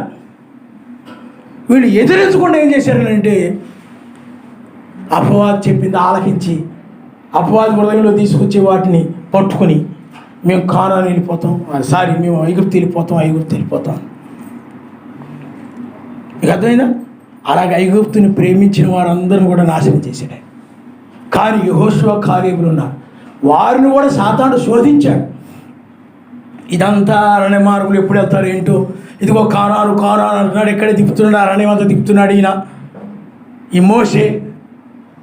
కాబట్టి ఐగుప్తు దేశము మీరు ఉండి వచ్చిన దేశమే, ఇక్కడ కంటే అక్కడే బాగుంది, ఇక్కడ శ్రమల కంటే అక్కడ శ్రమలే కొంచెం బెటర్గా ఉన్నాయి, ఆ ఫరోకి సంబంధించిన వాళ్ళు పెట్టే బాధలు దీనికంటే అదే బెటర్గా ఉంది అని సాతాను రకరకాలుగా శోధించినప్పుడు నిజమే కదా అని వాళ్ళు అనుకొని ఆ యొక్క ఐగుప్తుకు వెళ్ళాలనుకోలేదు. కానీ వాళ్ళు ఏం చేశారనేటి సాతాను శోధించినప్పుడు ఐగుప్తు సంబంధమైన వాటిని తీసుకుని వచ్చి శోధించినప్పుడు వాళ్ళు ఏం చేశారనేటి ఐగుప్తు కంటే కూడా శ్రేష్టమైనది కానాను దేశం ఉంది, వాగ్దాన భూమి. అది అబ్రాహాముతో ఆయన వాగ్దానం చేశాడు, మేము ఎంత కష్టమైనా ఎంత ఇబ్బంది అయినా సరే ఈ అరణ్య మార్గంలో మేము ఎడారి మార్గంలో మేము ఆయన పెట్టినా పెట్టకపోయినా మేము ఈ చచ్చినా ఎలాగైనా పరిస్థితి ఎలాగైనా సరే మేము ఇటువైపే వెళతాం తప్ప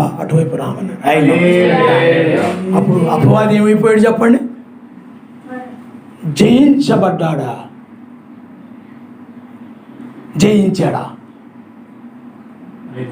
ఈ ఇద్దరు చేతులు వాక్యము ద్వారా వాడు జయించబడ్డాడు. ఆయన వీరు జయించారు, యెహోషువ, కాలేబు. వాళ్ళు ఓడిపోయి ఆలోచనలో జరుగుతుంది ఆ విధంగా. మీకు అర్థమైందా? సాతాను నీ ధనాపేక్ష తీసుకురావచ్చు హృదయంలోకి. వాళ్ళు చూడు, వీళ్ళు చూడు, డబ్బు ఉంటేనే గౌరవం ఉంటుంది, డబ్బు ఉంటేనే మర్యాద ఉంటుంది, నువ్వు డబ్బు సంపాదించుకోకపోతే ఎలాగా అని హృదయంలో తీసుకుని రావచ్చు. అప్పుడు వాక్యం ఏం చెప్తుంది చెప్పండి? ఇద్దరు యజమానులు మీరు దాసులేండి నేరం, ఆయన మాత్రమే సేవించాలి. సిరికిని సర్వశక్తి మంత్రులకు మీరు దాసులే ఉండనేరు. ఆయన వెతికితే అవన్నీ ఆయనే చూసుకుంటాడు. ఆయన ఏం చెప్పాడు దాన్ని జరిగిస్తూ ఉంటే ఆయనే వాటిని చూసుకుంటాడు. అందువల్ల మనము లోకంలో అపవాది తీసుకొచ్చే ఆపేక్షలన్నిటిని కూడా మనం ఎదిరించి నీవు వాక్యం మీద నిలబడుతూ వెళుతూ ఉన్నప్పుడే నీవు మత్స్యమైన దాన్ని, జీవం మత్స్యమైన దాన్ని మింగివేసినట్టే, అమర్చతను ధరించుకున్నట్టే ఆయన. హల్లెలూయా. అప్పుడు ఈ ఆజ్ఞలు పాటించినప్పుడు, అపవాదివన్నీ వాటిని ఎదిరించి ఆజ్ఞలు పాటించినప్పుడు ఏం జరుగుతుంది చెప్పండి? విజయమందు మరణము మింగివేయబడింది. ఇది జరిగినప్పుడే నీ హృదయంలో అపవాది మింగివేయబడినప్పుడే, నీ హృదయంలో మత్స్యమైనది మింగివేయబడినప్పుడే, నీ హృదయం నీ వాక్యం మీద నిలబడినప్పుడే ఈ శరీరం మార్పు పొంది పైకి వెళ్తుంది తప్ప నేను ఆమెను బాప్తిజం పొందాను, ఆ సంఘానికి వెళ్తున్నాను, ఈ సంఘానికి వెళ్తున్నాను, అది సత్య సంఘము, అది సువార్త సత్యమైనది అని అభిప్రాయపడి అపవాదిని జయించకపోతే విడిచిపెట్టబడతాను. ఇంకా చాలా ఉదాహరణలు చెప్పవచ్చు, కానీ మనకి కొంచెం సమయము మనము, ఎందుకంటే లాక్డౌన్ ఇవన్నీ కాబట్టి త్వరలో మనం ముగించుకుందాం. కాబట్టి పిల్లలు ఆలోచన చేయండి, మనం ముగింపు సమయంలో ఉన్నాము. అపవాదిని జయించే సమయం ఇది, అపవాదిని జయించే సమయం ఇదే. అలాగా అపవాది తీసుకొచ్చేటువంటి వాటన్నిటిని కూడా జయించాలి, ఎదిరించాలి. ఆ ఎవరు జయించగలుగుతారంటే బలమైనటువంటి వారు, స్థిరపరచబడిన వారు, ఆత్మపూర్ణులు మాత్రమే జయించగలుగుతారు తప్ప ఈ వాక్య విషయంలో ఆ పరిపూర్ణత పొందని వారు, స్థిరముగా లేనివారు, బలముగా లేనివారు ఈ అపవాది యొక్క మాటలకి, ఆశలకి, వీటన్నిటికీ కూడా లోక యొక్క వాటన్నిటికి కూడా ఆకర్షించబడి పడిపోతారు. వారు అపవాది చేత జయించబడతారు. అపవాదిని జయించడంగా వీరు ప్రమాదంలో పడిపోతారు, విడిచిపెట్టబడతారు. కాబట్టి పిల్లరా, 7వ స్వరము లేకపోతే 7వ ఉరుము అపవాదిని జయించడం గురించి మాట్లాడతాము. కాబట్టి అపవాదిని జయించే సమయము ఇదే. ఇప్పుడు ఇస్కరియోతు యోధా ఉన్నాడు అనుకోండి. ఇస్కరియోతు యోధా మెస్సీని వెంబడిస్తున్నటువంటి వాడు, మెస్సీ యొక్క మార్గం నడుస్తున్నాడు, ఆయన బోధన వింటూ ఉన్నాడు. అతడు కూడా బాప్తిజం పొందాడు. కానీ ఒక సమయంలో శాస్త్రులు, పరిశీలి వచ్చారు. నువ్వు మెస్సీ ఎక్కున్నాడు మాకు అప్పగించినట్లయితే ఇదిగో మీకు ఇంత డబ్బు ఇస్తాం, ఇంత నాణ్యాలు ఇస్తాం అన్నప్పుడు అతడు నిజముగా పరిశుద్ధాత్మ కలిగిన వాడై మెస్సీ యందు స్థిరముగా, బలముగా, పూర్ణముగా ఉన్నట్లయితే మనుషుడు ఈ యొక్క డబ్బు వలన కాదు కానీ ఆయన వల్ల మాత్రమే బ్రతుకుతాడు అని ఆనాడు ఎదిరించేవాడు. మరణాన్ని అతడు జయించాల్సిన దానికి బదులుగా పరిశీలు మరణము వాడు, ఆ మరణము చేత జయించబడ్డాడు అతడు. నీవు ఎప్పుడు కూడా వాక్యపక్షంగా నిలబడి, ఇతడు వాక్యపక్షంగా నిలబడ్డా, వాక్యాన్ని వదిలేసి వాటి కకృతి పడిపోయాడు. మీకు అర్థమైందా? వెండి నాణాలకి లేకపోతే ఆ డబ్బుకి ఏమైపోయాడు చెప్పండి? కకృతి పడిపోయి దీన్ని వదిలేసుకున్నాడు. ఇలా బైబిల్లో చాలామంది ఉన్నారు ఆ విధంగా. బైబిల్లో మనం చూస్తే బైబిల్లో చాలా సందర్భాలు ఉన్నాయి ఆ విధంగా. బైబిల్లో మనము అననీయ సప్పీరాల గురించి మనం చూస్తుంటాం. పిల్లారా, బైబిల్లో మీరు అపోస్తుల కార్యం ఒకసారి మీరు చూడండి. అపోస్తుల కార్యము 1వ అధ్యాయము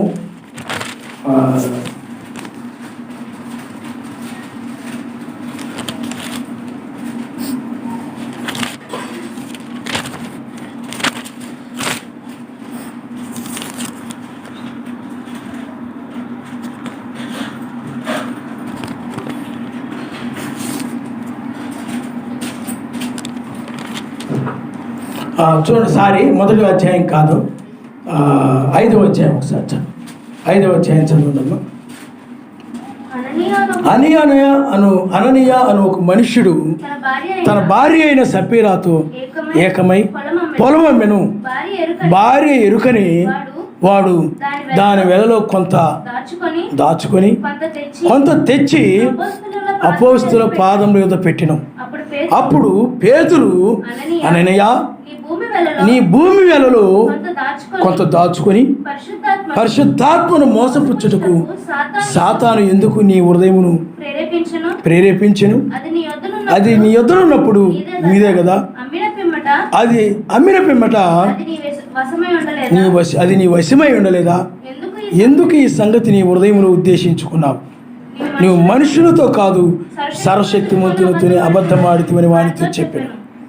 అననీయ ఈ మాటలు వినిచుని పడి ప్రాణం విడువగా వినిన వారందరికి కూడా మిగులు భయము కలిగెను.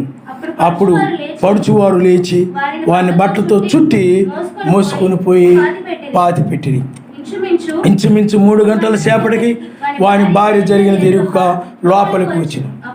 అప్పుడు పేతురు, మీరు ఆ భూమిని ఇంతకే అమ్మితిరా, నాతో చెప్పమని ఆమెను అడిగాను. అందుకు ఆమె, అవును, ఇంతకే అమ్మితమని చెప్పాను.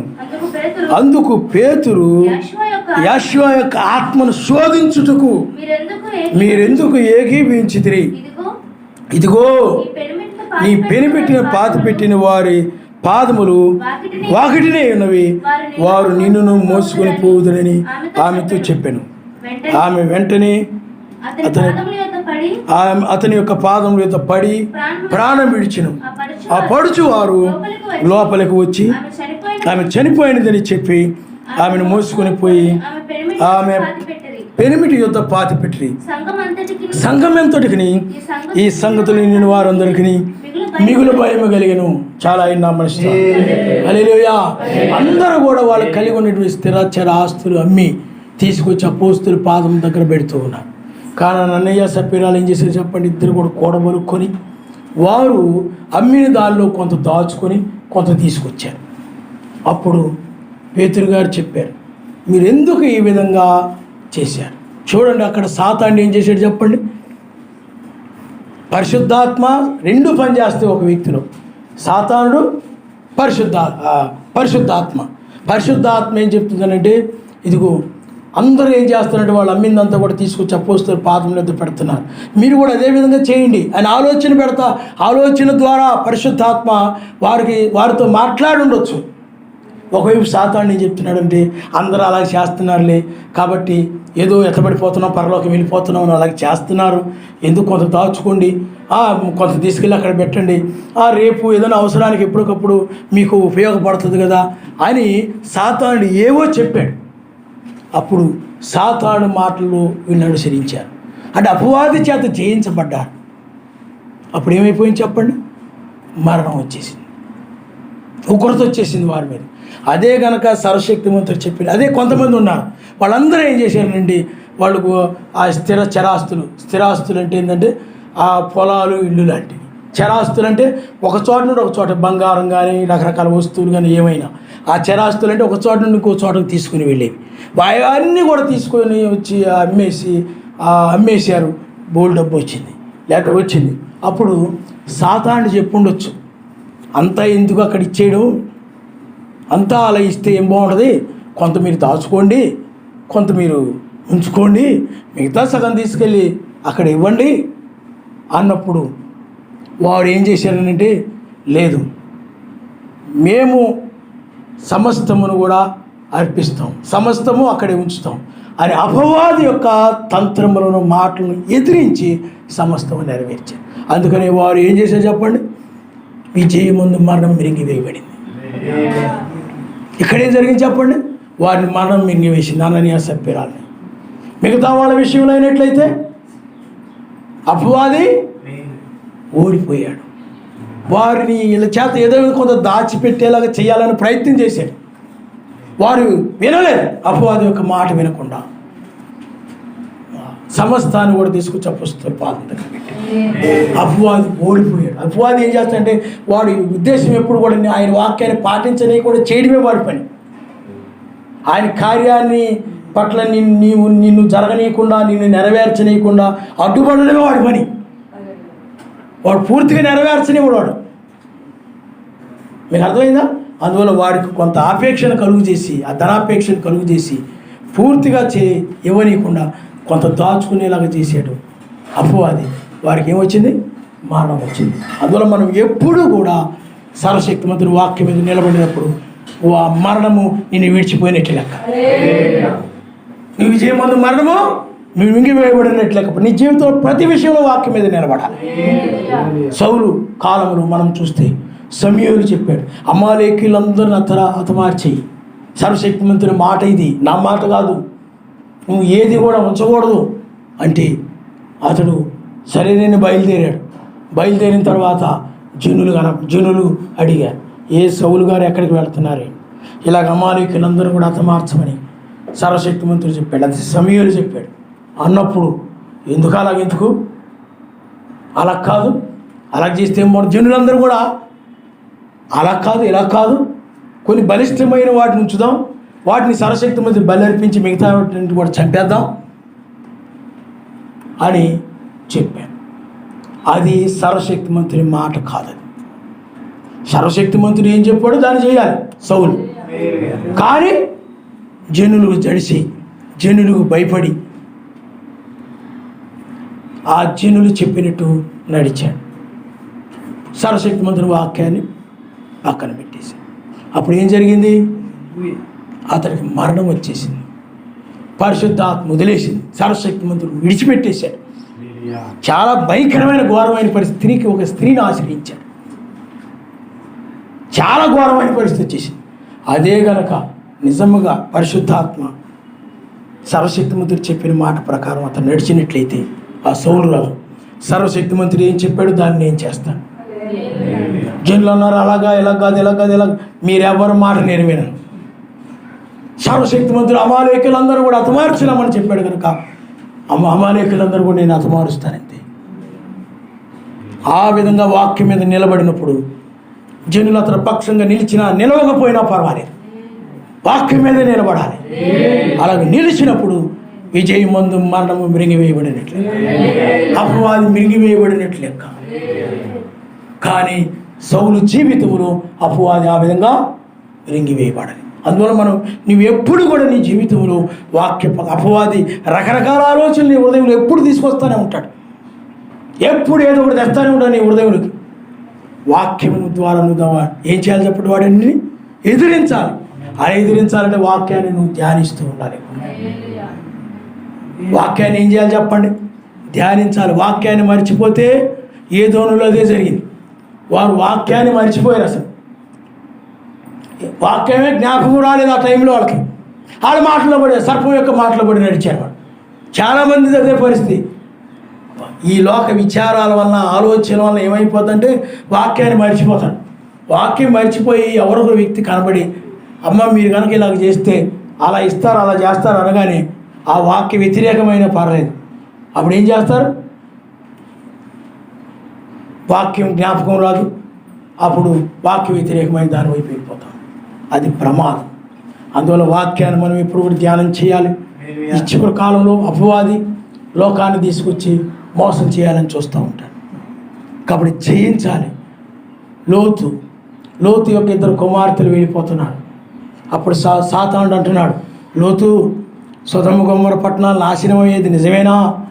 అందరూ చూడు ఎలా ఉన్నారు, అందరూ ఎలాగా జీవిస్తున్నారు, బ్రతుకుతున్నారు. నువ్వేంటయా ఇది అంతం కాబోతుంది, నాశనం కాబోతుందని సొదొమ విడిచి వెళ్ళిపోతున్నావు.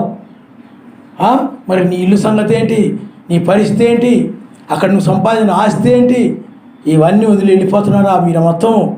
లోతు భార్య కూడా ఉంది. అపవాది ఆ విధంగా శోధించడం ఆలోచనలు ప్రారంభించాడు. అప్పుడు లోతు అన్నాడు, లేదు దూతలు చెప్పారు అది జరుగుతుంది, ఆయన నమ్మస్తాను. ఇప్పుడు కనుక నేను సొదొమ గొమొర్రాలో ఉంటే నేను నశిస్తాను, ఇది నశిస్తుంది. సర్వశక్తిమంతుడు దూతలు చెప్పిన మాటని లోతు అతని 2 కుమార్తెలు నమ్మారు. ఈ ఊరి దోషశిక్షలో నశించిపోకుండా మీరు వెళ్ళండి అనే మాటని ఈ లోతు అతని 2 కుమార్తెలు నమ్మారు. వారు అపవాదిని జయించారు, ఆయన నామమున. హల్లెలూయా. విజయమందు మరణము మింగివేయబడి. అదే కనుక లోతు భార్య దగ్గరకు వచ్చేసరికి మా ఆయనకి ఏం తెలీదు, నా కూతురు కూడా ఏం తెలీదు అనుకొని ఆ లోతు భార్య ఏం చేసిందనంటే ఆ యొక్క అపవాది యొక్క మాటల్ని నమ్మింది. స్త్రీ ఎంత త్వరగా నమ్ముతుందో అంత త్వరగా సందేహిస్తుంది. అది స్త్రీ యొక్క, అందుకని స్త్రీ బలహీనమైన ఘటం అంటారు.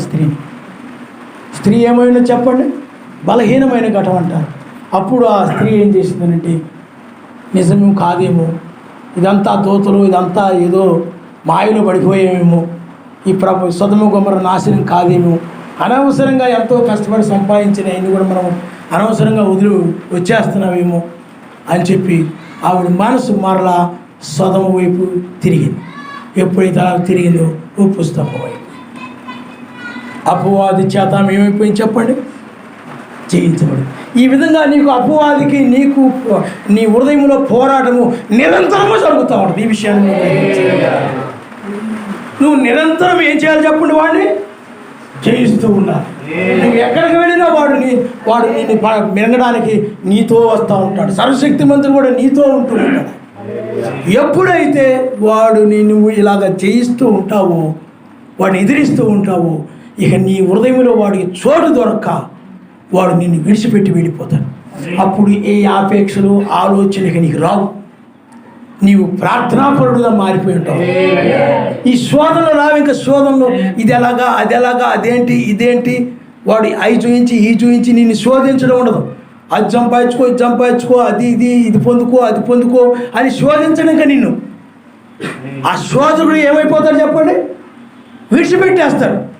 అప్పుడు నీ లోకంలో వెళుతున్నా వస్తూ ఉన్నా కానీ అపవాది నీకు అవి చూయించడం, ఈ చూయించడం, అది ఎంత బాగుందో చూడు, ఇది ఎంత బాగుందో చూడు, అది ఎలా కట్టారు, ఏమండి అది చూడండి, ఏమండి ఇది చూడండి, అది పని చేయదు. ఇంకా అక్కడ సాతానికి అక్కడ పని చేయడు. ఇంకా లోకంలోనిది ఏది కూడా నీ హృదయంలో తీసుకుని రాబడదు. ఆయన వాక్యమే నీలో నిలుస్తూ ముందుకు వెళ్ళిపోతుంది. అప్పుడు నువ్వు ఆత్మ విషయంలో చాలా బలవంతుడుగా నీవు ఉంటావు.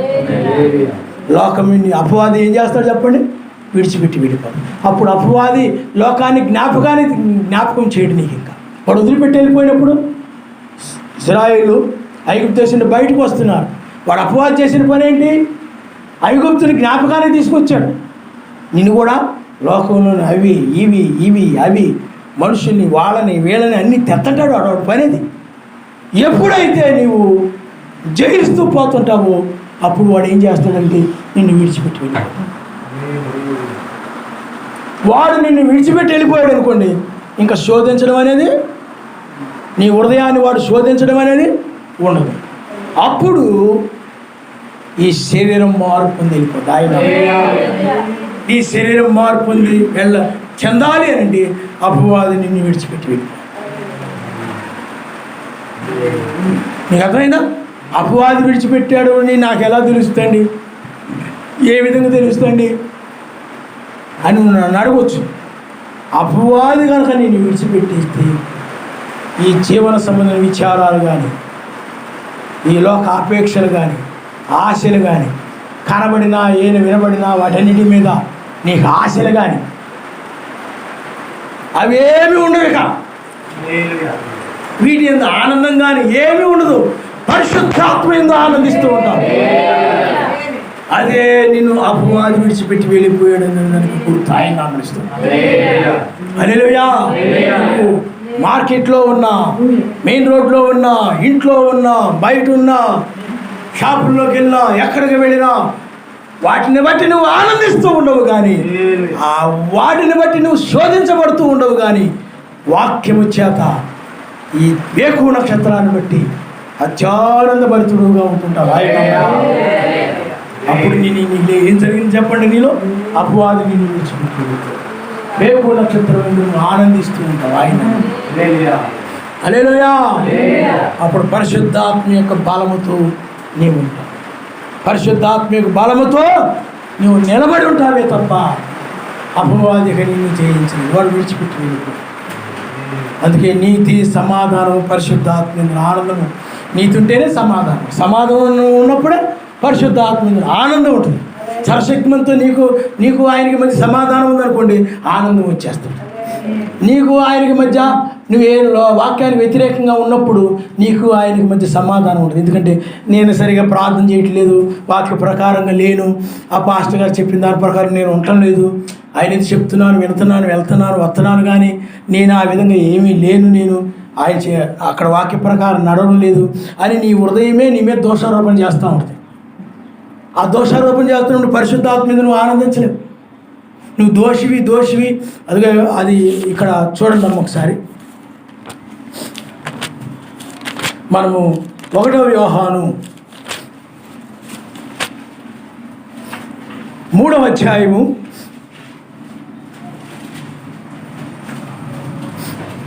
20వ వచనాన్ని మనం చదువుకుందాం.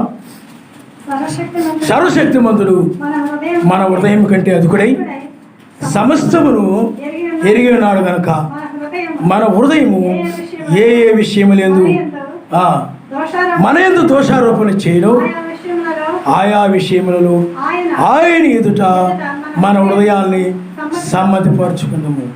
పిల్లారా, మన హృదయము మన యందు దోషారోపణ చేయని ఎడల సర్వశక్తిమంతుని ఎదుట ధైర్యము గలవారుగా ఉంది. ఆయన నామస్తారు. హల్లెలూయా.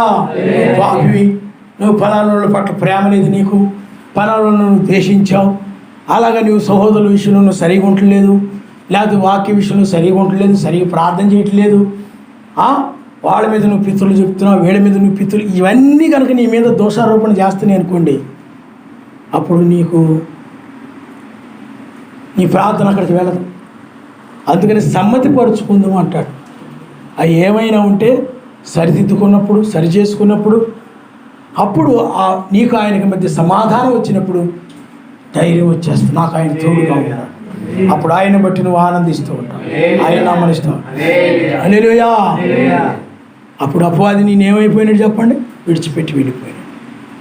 అందుకని ఎప్పుడు కూడా నాయన నీవే నాకు కావాలి, నీ రాజ్యమే నాకు కావాలి నాయన, ఈ లోకంలో ఏది వద్దు నాయన, రకరకాల ఇవేమి నాకు వద్దు నాయన, నేను స్తుతించడే నాకు కావాలి, నీవే నాకు కావాలి, నీ రాజ్యమే నాకు కావాలి, ఇవేమి వద్దు. ఎందుకంటే లోకంలో ఏమో తెస్తున్నాడు వాడు ఆలోచన ఎదిరించే మొత్తం కూడా, నీ రాజ్యమే నాకు కావాలి, ఇది ఉంటే బాగుంటుంది, అది ఉంటే బాగుంటుంది, ఇది ఉంటే బాగుంటుంది, ఇవేమీ నాకు వద్దు, నీ రాజ్యమే నాకు కావాలి.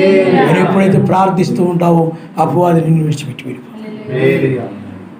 అర్థమైందా? వాడు లోకంలో లాగడానికి ప్రయత్నం చేస్తాడు, లోకంలో తీసుకుని వెళ్ళడానికి ప్రయత్నం చేస్తుంటాడు. కాబట్టి వాడిని ఏం చేయాలి చెప్పండి? జయిస్తేనే అప్పుడు నీ శరీరము మార్పు పొంది పైకి వెళ్తుంది. ఇక్కడ కనుక అపవాదిని జయించకపోతే నీ శరీరము మార్పు చెందదు. నా శరీరం మారలేదంటే ఇక్కడే ఉండిపోతాం. ఇప్పుడు ఎలా ఉన్నావు అలా ఉండిపోతాం, విడిచిపెట్టబడతారు. ఉగ్రతలో విడిచిపెట్టబడిన తర్వాత నీతిమంతులు వెళ్ళిపోతారు. అప్పుడు ఇంకేముంటుంది భూమి మీద? నువ్వు అనుకోవచ్చు, లోకంలో మనుషులు అనుకుంటారు ఎత్తబడిపోద్దు అంటున్నారు. ఎత్తబడితే భూమి మీద ఉండేది అగ్నే, ఉగ్రత. ఎత్తబడిపోయారు, మాకు డబ్బు ఉంది, ఆస్తి ఉంది, అది ఉంది, ఇది ఉంది, దాంతో మేము బతికేస్తాం అనుకోవచ్చు. అలా కుదరదు. నీతిమంతులు ఎత్తబడ్డారు అనుకోండి, ఇంక భూమి మీద ఏముంటుంది చెప్పండి? ఉగ్రత ఉంటుంది. మోషేలియాలు వస్తారు, భూకంపాలు ఉంటాయి, అగ్ని పర్వతాలు పగిలిపోతాయి, పేలిపోతాయి, అణుయుద్ధాలు వస్తాయి, సునామీలు, చాలా భయంకర. బైబిల్లో ఉన్న భూకంపం అంటే సునామీ కూడా సముద్రంలో వచ్చే భూకంపం అది. అలాంటివన్నీ వచ్చేస్తాయి, ప్రపంచాన్ని చుట్టుముట్టేది. అందుకని లోతు సోయరులో వెళ్ళే వరకు ఏమీ అవ్వలేదు, వెళ్ళిన మరుక్షణమే అగ్ని గంధకాలు కురిసాయి. ఓడలో వెళ్ళే వరకు ఏమవ్వాలి, ఓడలకు వెళ్ళిన వెంటనే ఉగ్రత వచ్చేసింది. మన శరీరం మార్పు మధ్య ఆకాశానికి వెళ్ళగానే భూమి మీద మొత్తం ఇక సుఖము సంతోషం ఏముండదు, భయంకరమైన మహాశ్రమలు ఉంటాయి. ఇలాంటి వాటి గురించి రాయడానికి నా దగ్గర మాటలు లేవన్నారు భక్తులు. కాబట్టి పిల్లలు ఆలోచన చేయండి. ఇప్పుడు తప్పించుకుంటే వేకు నక్షత్రం వర్తమానం ద్వారా తప్పించుకుంటారు. ఇప్పుడు కనుక తప్పించుకోకపోతే ఆ ఉగ్రతను అనుభవించాల్సింది. ఇప్పుడు నువ్వు అనుకోవచ్చు, నాకేం పర్లేదు, మా అమ్మ ఉంది, మా నాన్న ఉన్నాడు, వాళ్ళున్నారు, వీళ్ళున్నారు, ఎన్ని ఉన్నాయి, పర్లేదు నేను అనుకోకండి. అనుకోవచ్చు, కానీ విడిచిపెట్టబడిన తర్వాత వాళ్ళు నిన్ను కాపాడలేదు, వాళ్ళు నిన్ను రక్షించలేదు, వాళ్ళు ఉగ్రతలో ఉంటారు. ఇప్పుడు బస్సు వెళ్ళిపోతుంది అనుకోండి, బస్సు తిరగబడిపోయింది అనుకోండి, అందరికి కాలో చెయ్యో ముక్కో ఏదో ఇరిగిపోయింది అనుకోండి, అందరికీ ఎవడు బాధలో ఆడుంటాడు. ఇంకోటి ఎలా రక్షిస్తాడు, ఇంకోటి ఎలా సహాయం చేస్తాడు? రేపు శ్రమకాలం ఆ విధంగా అన్ని దేశాల ఇబ్బందుల్లో ఉంటాయి. ఇప్పుడు వైరస్ వచ్చింది, అన్ని దేశాల ఇబ్బందుల్లో ఉంటాయి. ఒక దేశానికి ఒక దేశం కూడా ఏమి చేసుకోలేని పరిస్థితి, చాలా భయంకరమైన పరిస్థితి. దీనికంటే భయంకరమైనవి వస్తాయి భూమి మీద. ఇప్పుడు మనం ఉన్నాం కాబట్టి ఇలా ఉంది. ఇవన్నీ ఏంటంటే ఇక ఆయన రాబోతుంది, ఉగ్రత రాబోతుంది, ఆయన ప్రళయం రాబోతూ ఉంది, భయంకరమైన మహాదినము అంటే ఉగ్రత, 6వ ముద్ర చాలా భయంకరంగా ఉంటుంది. దాని నుండి మనము తప్పించుకునే సమయం ఇది. చూడండి, దాని గురించి మనకు తెలియజేసి తప్పించుకునే ఒక మార్గాన్ని ఆయన మనకు బయలుపరిచాడు. హల్లెలూయా. మిగతా సంఘాల వాళ్ళకి అదేం తెలియదు. ఎదురుండో రాబోతుంది ఇవన్నీ సూచనలని చెప్పుకుంటుంటారు, కానీ ఆ రక్షించబడే మార్గం వాళ్ళకి తెలియదు. ఎన్ని వైరస్ అని కూడా రాకడ సూచనలే అంటున్నారు చాలామంది. మా చాలా సంఘాల్లో కూడా బోధించేవాడు ఉంటారు, 60 మంది. తప్పించుకునే మార్గము ఈనాడు మనకు తెలియచేవాడు. హల్లెలూయా. కాబట్టి 7 ఉరుములు ఏం జరుగుతుంది చెప్పండి? విజయమందు మరణము మృంగివేయబడతాం, లోకము జయించబడుతుంది. లోకమనగా అపవాది, వాక్యమి చేత లోకము జయించబడుతుంది. జీవమనగా వాక్యమే. వాక్యాన్ని పట్టుకున్నట్టయితే అప్పుడు లోకము జయించబడినట్లు, అపవాది జయించబడినట్లు, మరణము జయించబడినట్లు, విజయమందు మరణం మృంగివేయబడినట్లు. ఇది నీ జీవితంలో ప్రతిదినము జరుగుతూ ఉంటుంది. ప్రతిరోజు మనకే మనం యుద్ధ రంగంలో ఉన్నాం, వెలుపులు ఉన్నాం అనుకోకండి. యుద్ధ రంగంలో మనం ఆలోచనలు అపవాది తీసుకొచ్చే వాటిని వాక్యం ద్వారా పోరాడుతూ మనం వెళ్తుంటాం అనమాట. అప్పుడు మనం యుద్ధ రంగంలో ఉన్నాం. మన హృదయంలో యుద్ధం జరుగుతూ ఉంటుంది. వాడు తీసుకొచ్చే వాటికి వాక్యానికి మధ్య ఏం జరుగుతుంది చెప్పండి? యుద్ధ రంగంలో ఉన్నాం కాబట్టి ఈ యుద్ధంలో ఈ చివరి కాలంలో ఇది ఆపద్దినము, సమస్తమును నెరవేర్చి నిలబడిన వారి పై కొనుకోబడతారు. అందువల్ల అపవాది యొక్క ప్రతి తంత్రాన్ని కూడా ఎదిరించి, లోకాశీలను ఎదిరించి, ఈ డబ్బు ఆస్తి నాకు ఇదేమొద్దు, ఆయన రాజ్యమే నాకు కావాలి. లోకంలో వెళ్తుంటావు రోడ్డు మీద, ఆ వస్తువులు ఈ వస్తువులు, లేకపోతే ఎవరిని ఇంటికి వెళ్తావు, ఆ వస్తువులు ఈ వస్తువులు కనపడతాయి. అవన్నీ నీ ఇంట్లో నీ కూడా ఉంటే బాగుంటుంది. ఏమండి చూడండి అది చాలా బాగుందండి, మనం ఈసారి మార్కెట్కి వెళ్ళి కొనుక్కుందామండి అనేది కాదు. ఇది నాకు ఏమి వద్దు, నాకు ఆయన రాజ్యమే కావాలి. అవి కనపడతాయి. ఇవేమి నాకు ఆయన రాజ్యమే కావాలి, ఏదో ఇవేమి నాకు ఆయన రాజ్యమే కావాలి. అవసరమైతే కొనుక్కో, కాదని నేను అంటలేదు. అలాగూ వాడు ఆలోచనలు ఇది ఉంటే బాగుంటుంది, అది ఉంటే బాగుంటుంది, కనబడిన వాడిని కూడా నీలో పెడతా ఉంటాడు. నీవేం చేస్తుంటే నీ భర్తను నీ భార్యను శోధిస్తుంటావు. అది తీసుకోండి, ఇది తీసుకోండి, ఎప్పటి నుంచి తీసుకోమన్నా నువ్వు తీసుకోవట్లేదు. ఏం జరుగుతుంది చెప్పండి? అక్కడ అపవాది వాడు జయించి గొడవ పెడతా ఉంటాడు. అందువల్ల పిల్లారా, ఏది కనబడి ఏమి నాకు ఆ రాజ్యమే కావాలి. ఒకవేళ కొనుక్కున్నా కానీ అది అవసరాన్ని బట్టి బైబిల్ ఏదో చెప్తుంది, తమది కానట్టుగా ఉండాలి. ఇది నాది, ఇది నాది, ఇది నాది, ఈ చీరలు నావి, ఈ బట్టలు నావి, ఈ వస్తువులు నావి, అవి నావి అని వేటి మీద కూడా నీకు మనసు ఆయన నమ్మడు. అప్పుడు అపవాది ఏమీ చేయలేదు. దేని గురించి నువ్వు చింతించు, అన్ని ఆయనకు అప్పగించే. యావే చూసుకొని నువ్వు అన్నది బైబిల్లో. దేని గురించి విచారిస్తూ ఆలోచిస్తూనే ఉండొద్దు. అన్ని ఆయనకు అప్పగించి నువ్వు స్తుతిస్తూ వాక్యం మీద నిలబడు. ఎంత కష్టమైనా సరే వాక్యం మీద నిలబడు. ఆయన్ని విడిపిస్తాడు, రక్షిస్తాడు.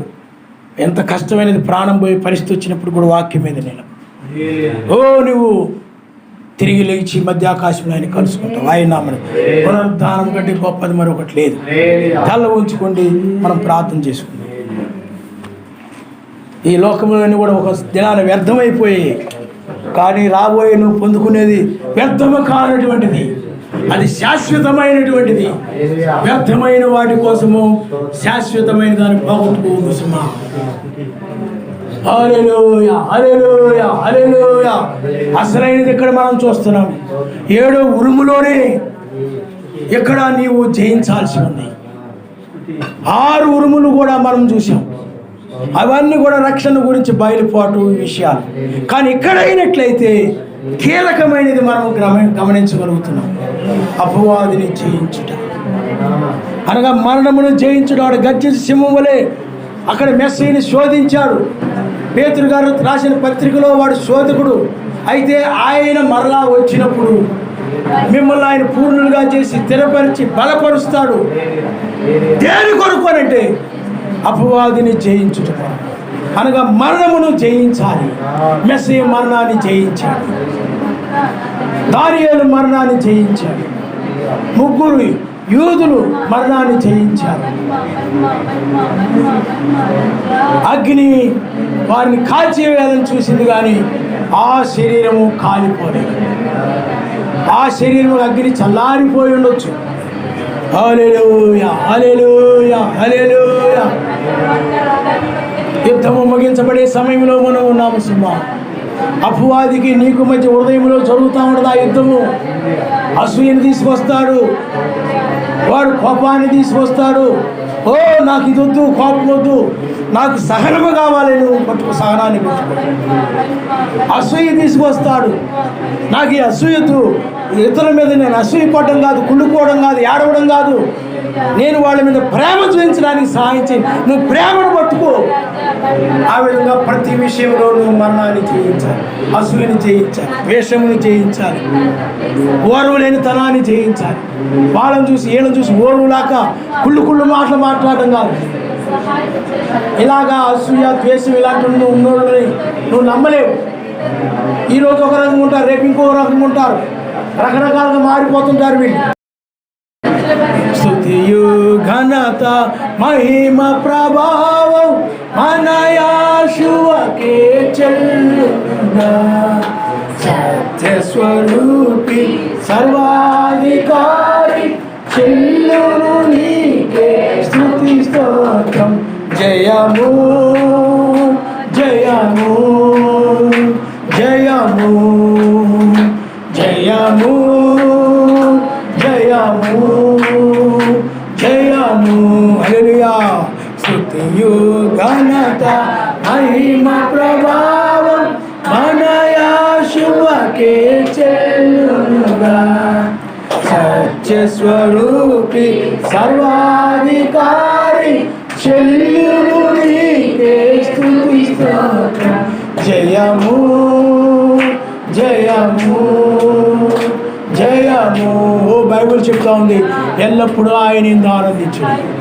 మీ చింత యావత్తు ప్రార్థన విజ్ఞాపన చేత ప్రతిది కూడా ఆయనకు అప్పగించి మీరు ఎల్లప్పుడూ ఆయన యందు ఆనందిస్తూ ఉండండి.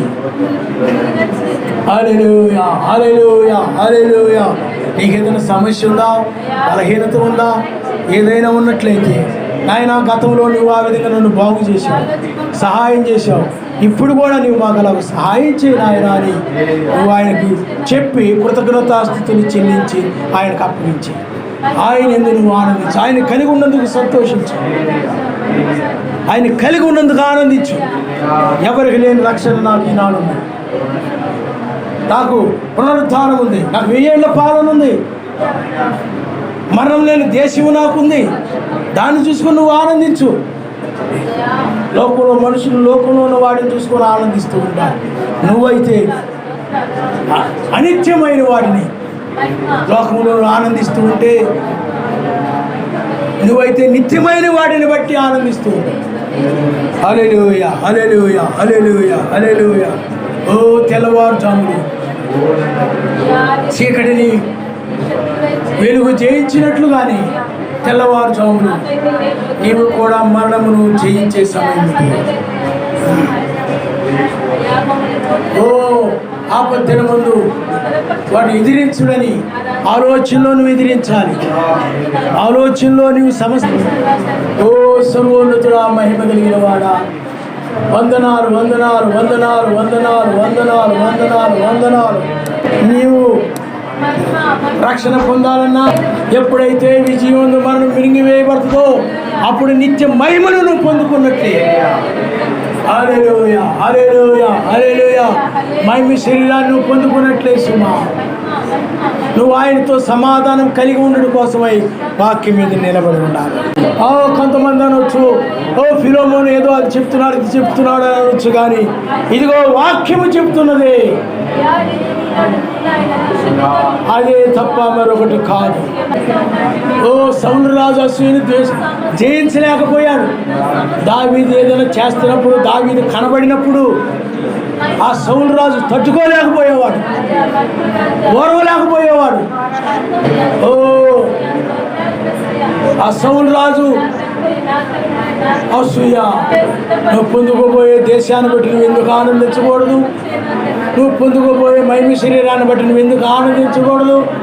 ఓ ఈ యొక్క వర్తమానమును బట్టి నువ్వెందుకు ఆనందించకూడదు? ఓ సర్వోన్నతుడా, మా అందరూ 2 చేతులపై 10 నిమిషాలు మనం ముగించుకుందాం. స్తోత్రములు నాయన, స్తోత్రములు నాయన, స్తోత్రములు నాయన. హల్లెలూయా, హల్లెలూయా, హల్లెలూయా, హల్లెలూయా. ఓ సర్వాధికారి మహాపరిశుద్ధుడానికి వందనాలు, ఘనత, మహిమ, ప్రభావం నాయన. ఈ చిన్న ప్రార్థన భాషని చేర్చుకుని సహాయం చేయండి. 7వ ఉరుము గురించి మీరు మాకు బయలుపరిచారు. 7వ ఉరుములో వధువు మరణాన్ని జయించునని మేము చూస్తున్నాము నాయన. ఆమె పునరుద్ధానాన్ని చెందుతుందని మేము చూస్తున్నాము. మేము శరీరంతో లేపబడదని మేము ఎరిగి ఉన్నాము నాయన. కాబట్టి మరణాన్ని జయించాలంటే ఇక్కడ అపవాదిని జయిస్తేనే ఈ శరీరం మరణాన్ని జయించి పైకి లేవుస్తుందని మేము ఎరిగి ఉన్నాము. కనుక నాయన దానిని బట్టి బయలుపరిచిన విధానాన్ని బట్టి స్తోత్రాలు. బిడ్డల్లో ఈ వాక్యం పనిచేయడానికి సహాయం చేయండి. బిడ్డల వాక్యం మీద నిలబడడానికి కృప చూపండి నాయన. అపవాది ఎప్పుడు కూడా లోకాన్ని తీసుకొస్తాడు నాయన. వాడు లోకాన్ని తీసుకొస్తుంటాడు అని మేము ఎరుగున్నాము. మొదటి నీవైతే వాక్యాన్ని తీసుకొస్తుంటావు నాయన. ఈ తెల్లవారుజామున మాకు కావలసిన వాక్యాన్ని తీసుకొచ్చి అపవాదిని ఎదిరించి వాక్యములను నిలబడి ఆ వాక్యమును నెరవేర్చడానికి సహాయం చేయండి. హల్లెలూయా, హల్లెలూయా. సమస్తము నెరవేర్చి నిలబడిన వారంగా ఉండడం బిడ్డలందరూ కూడా దీవించి ఆశీర్వదించమని ఘనత, మహిమ, ప్రభావం పొందుకోమని నజరేయుడని వ్యాసమేస్తున్నాను. మిక్కిలిగా బ్రతిలాడు చదువుతున్నాను. ఆమేన్.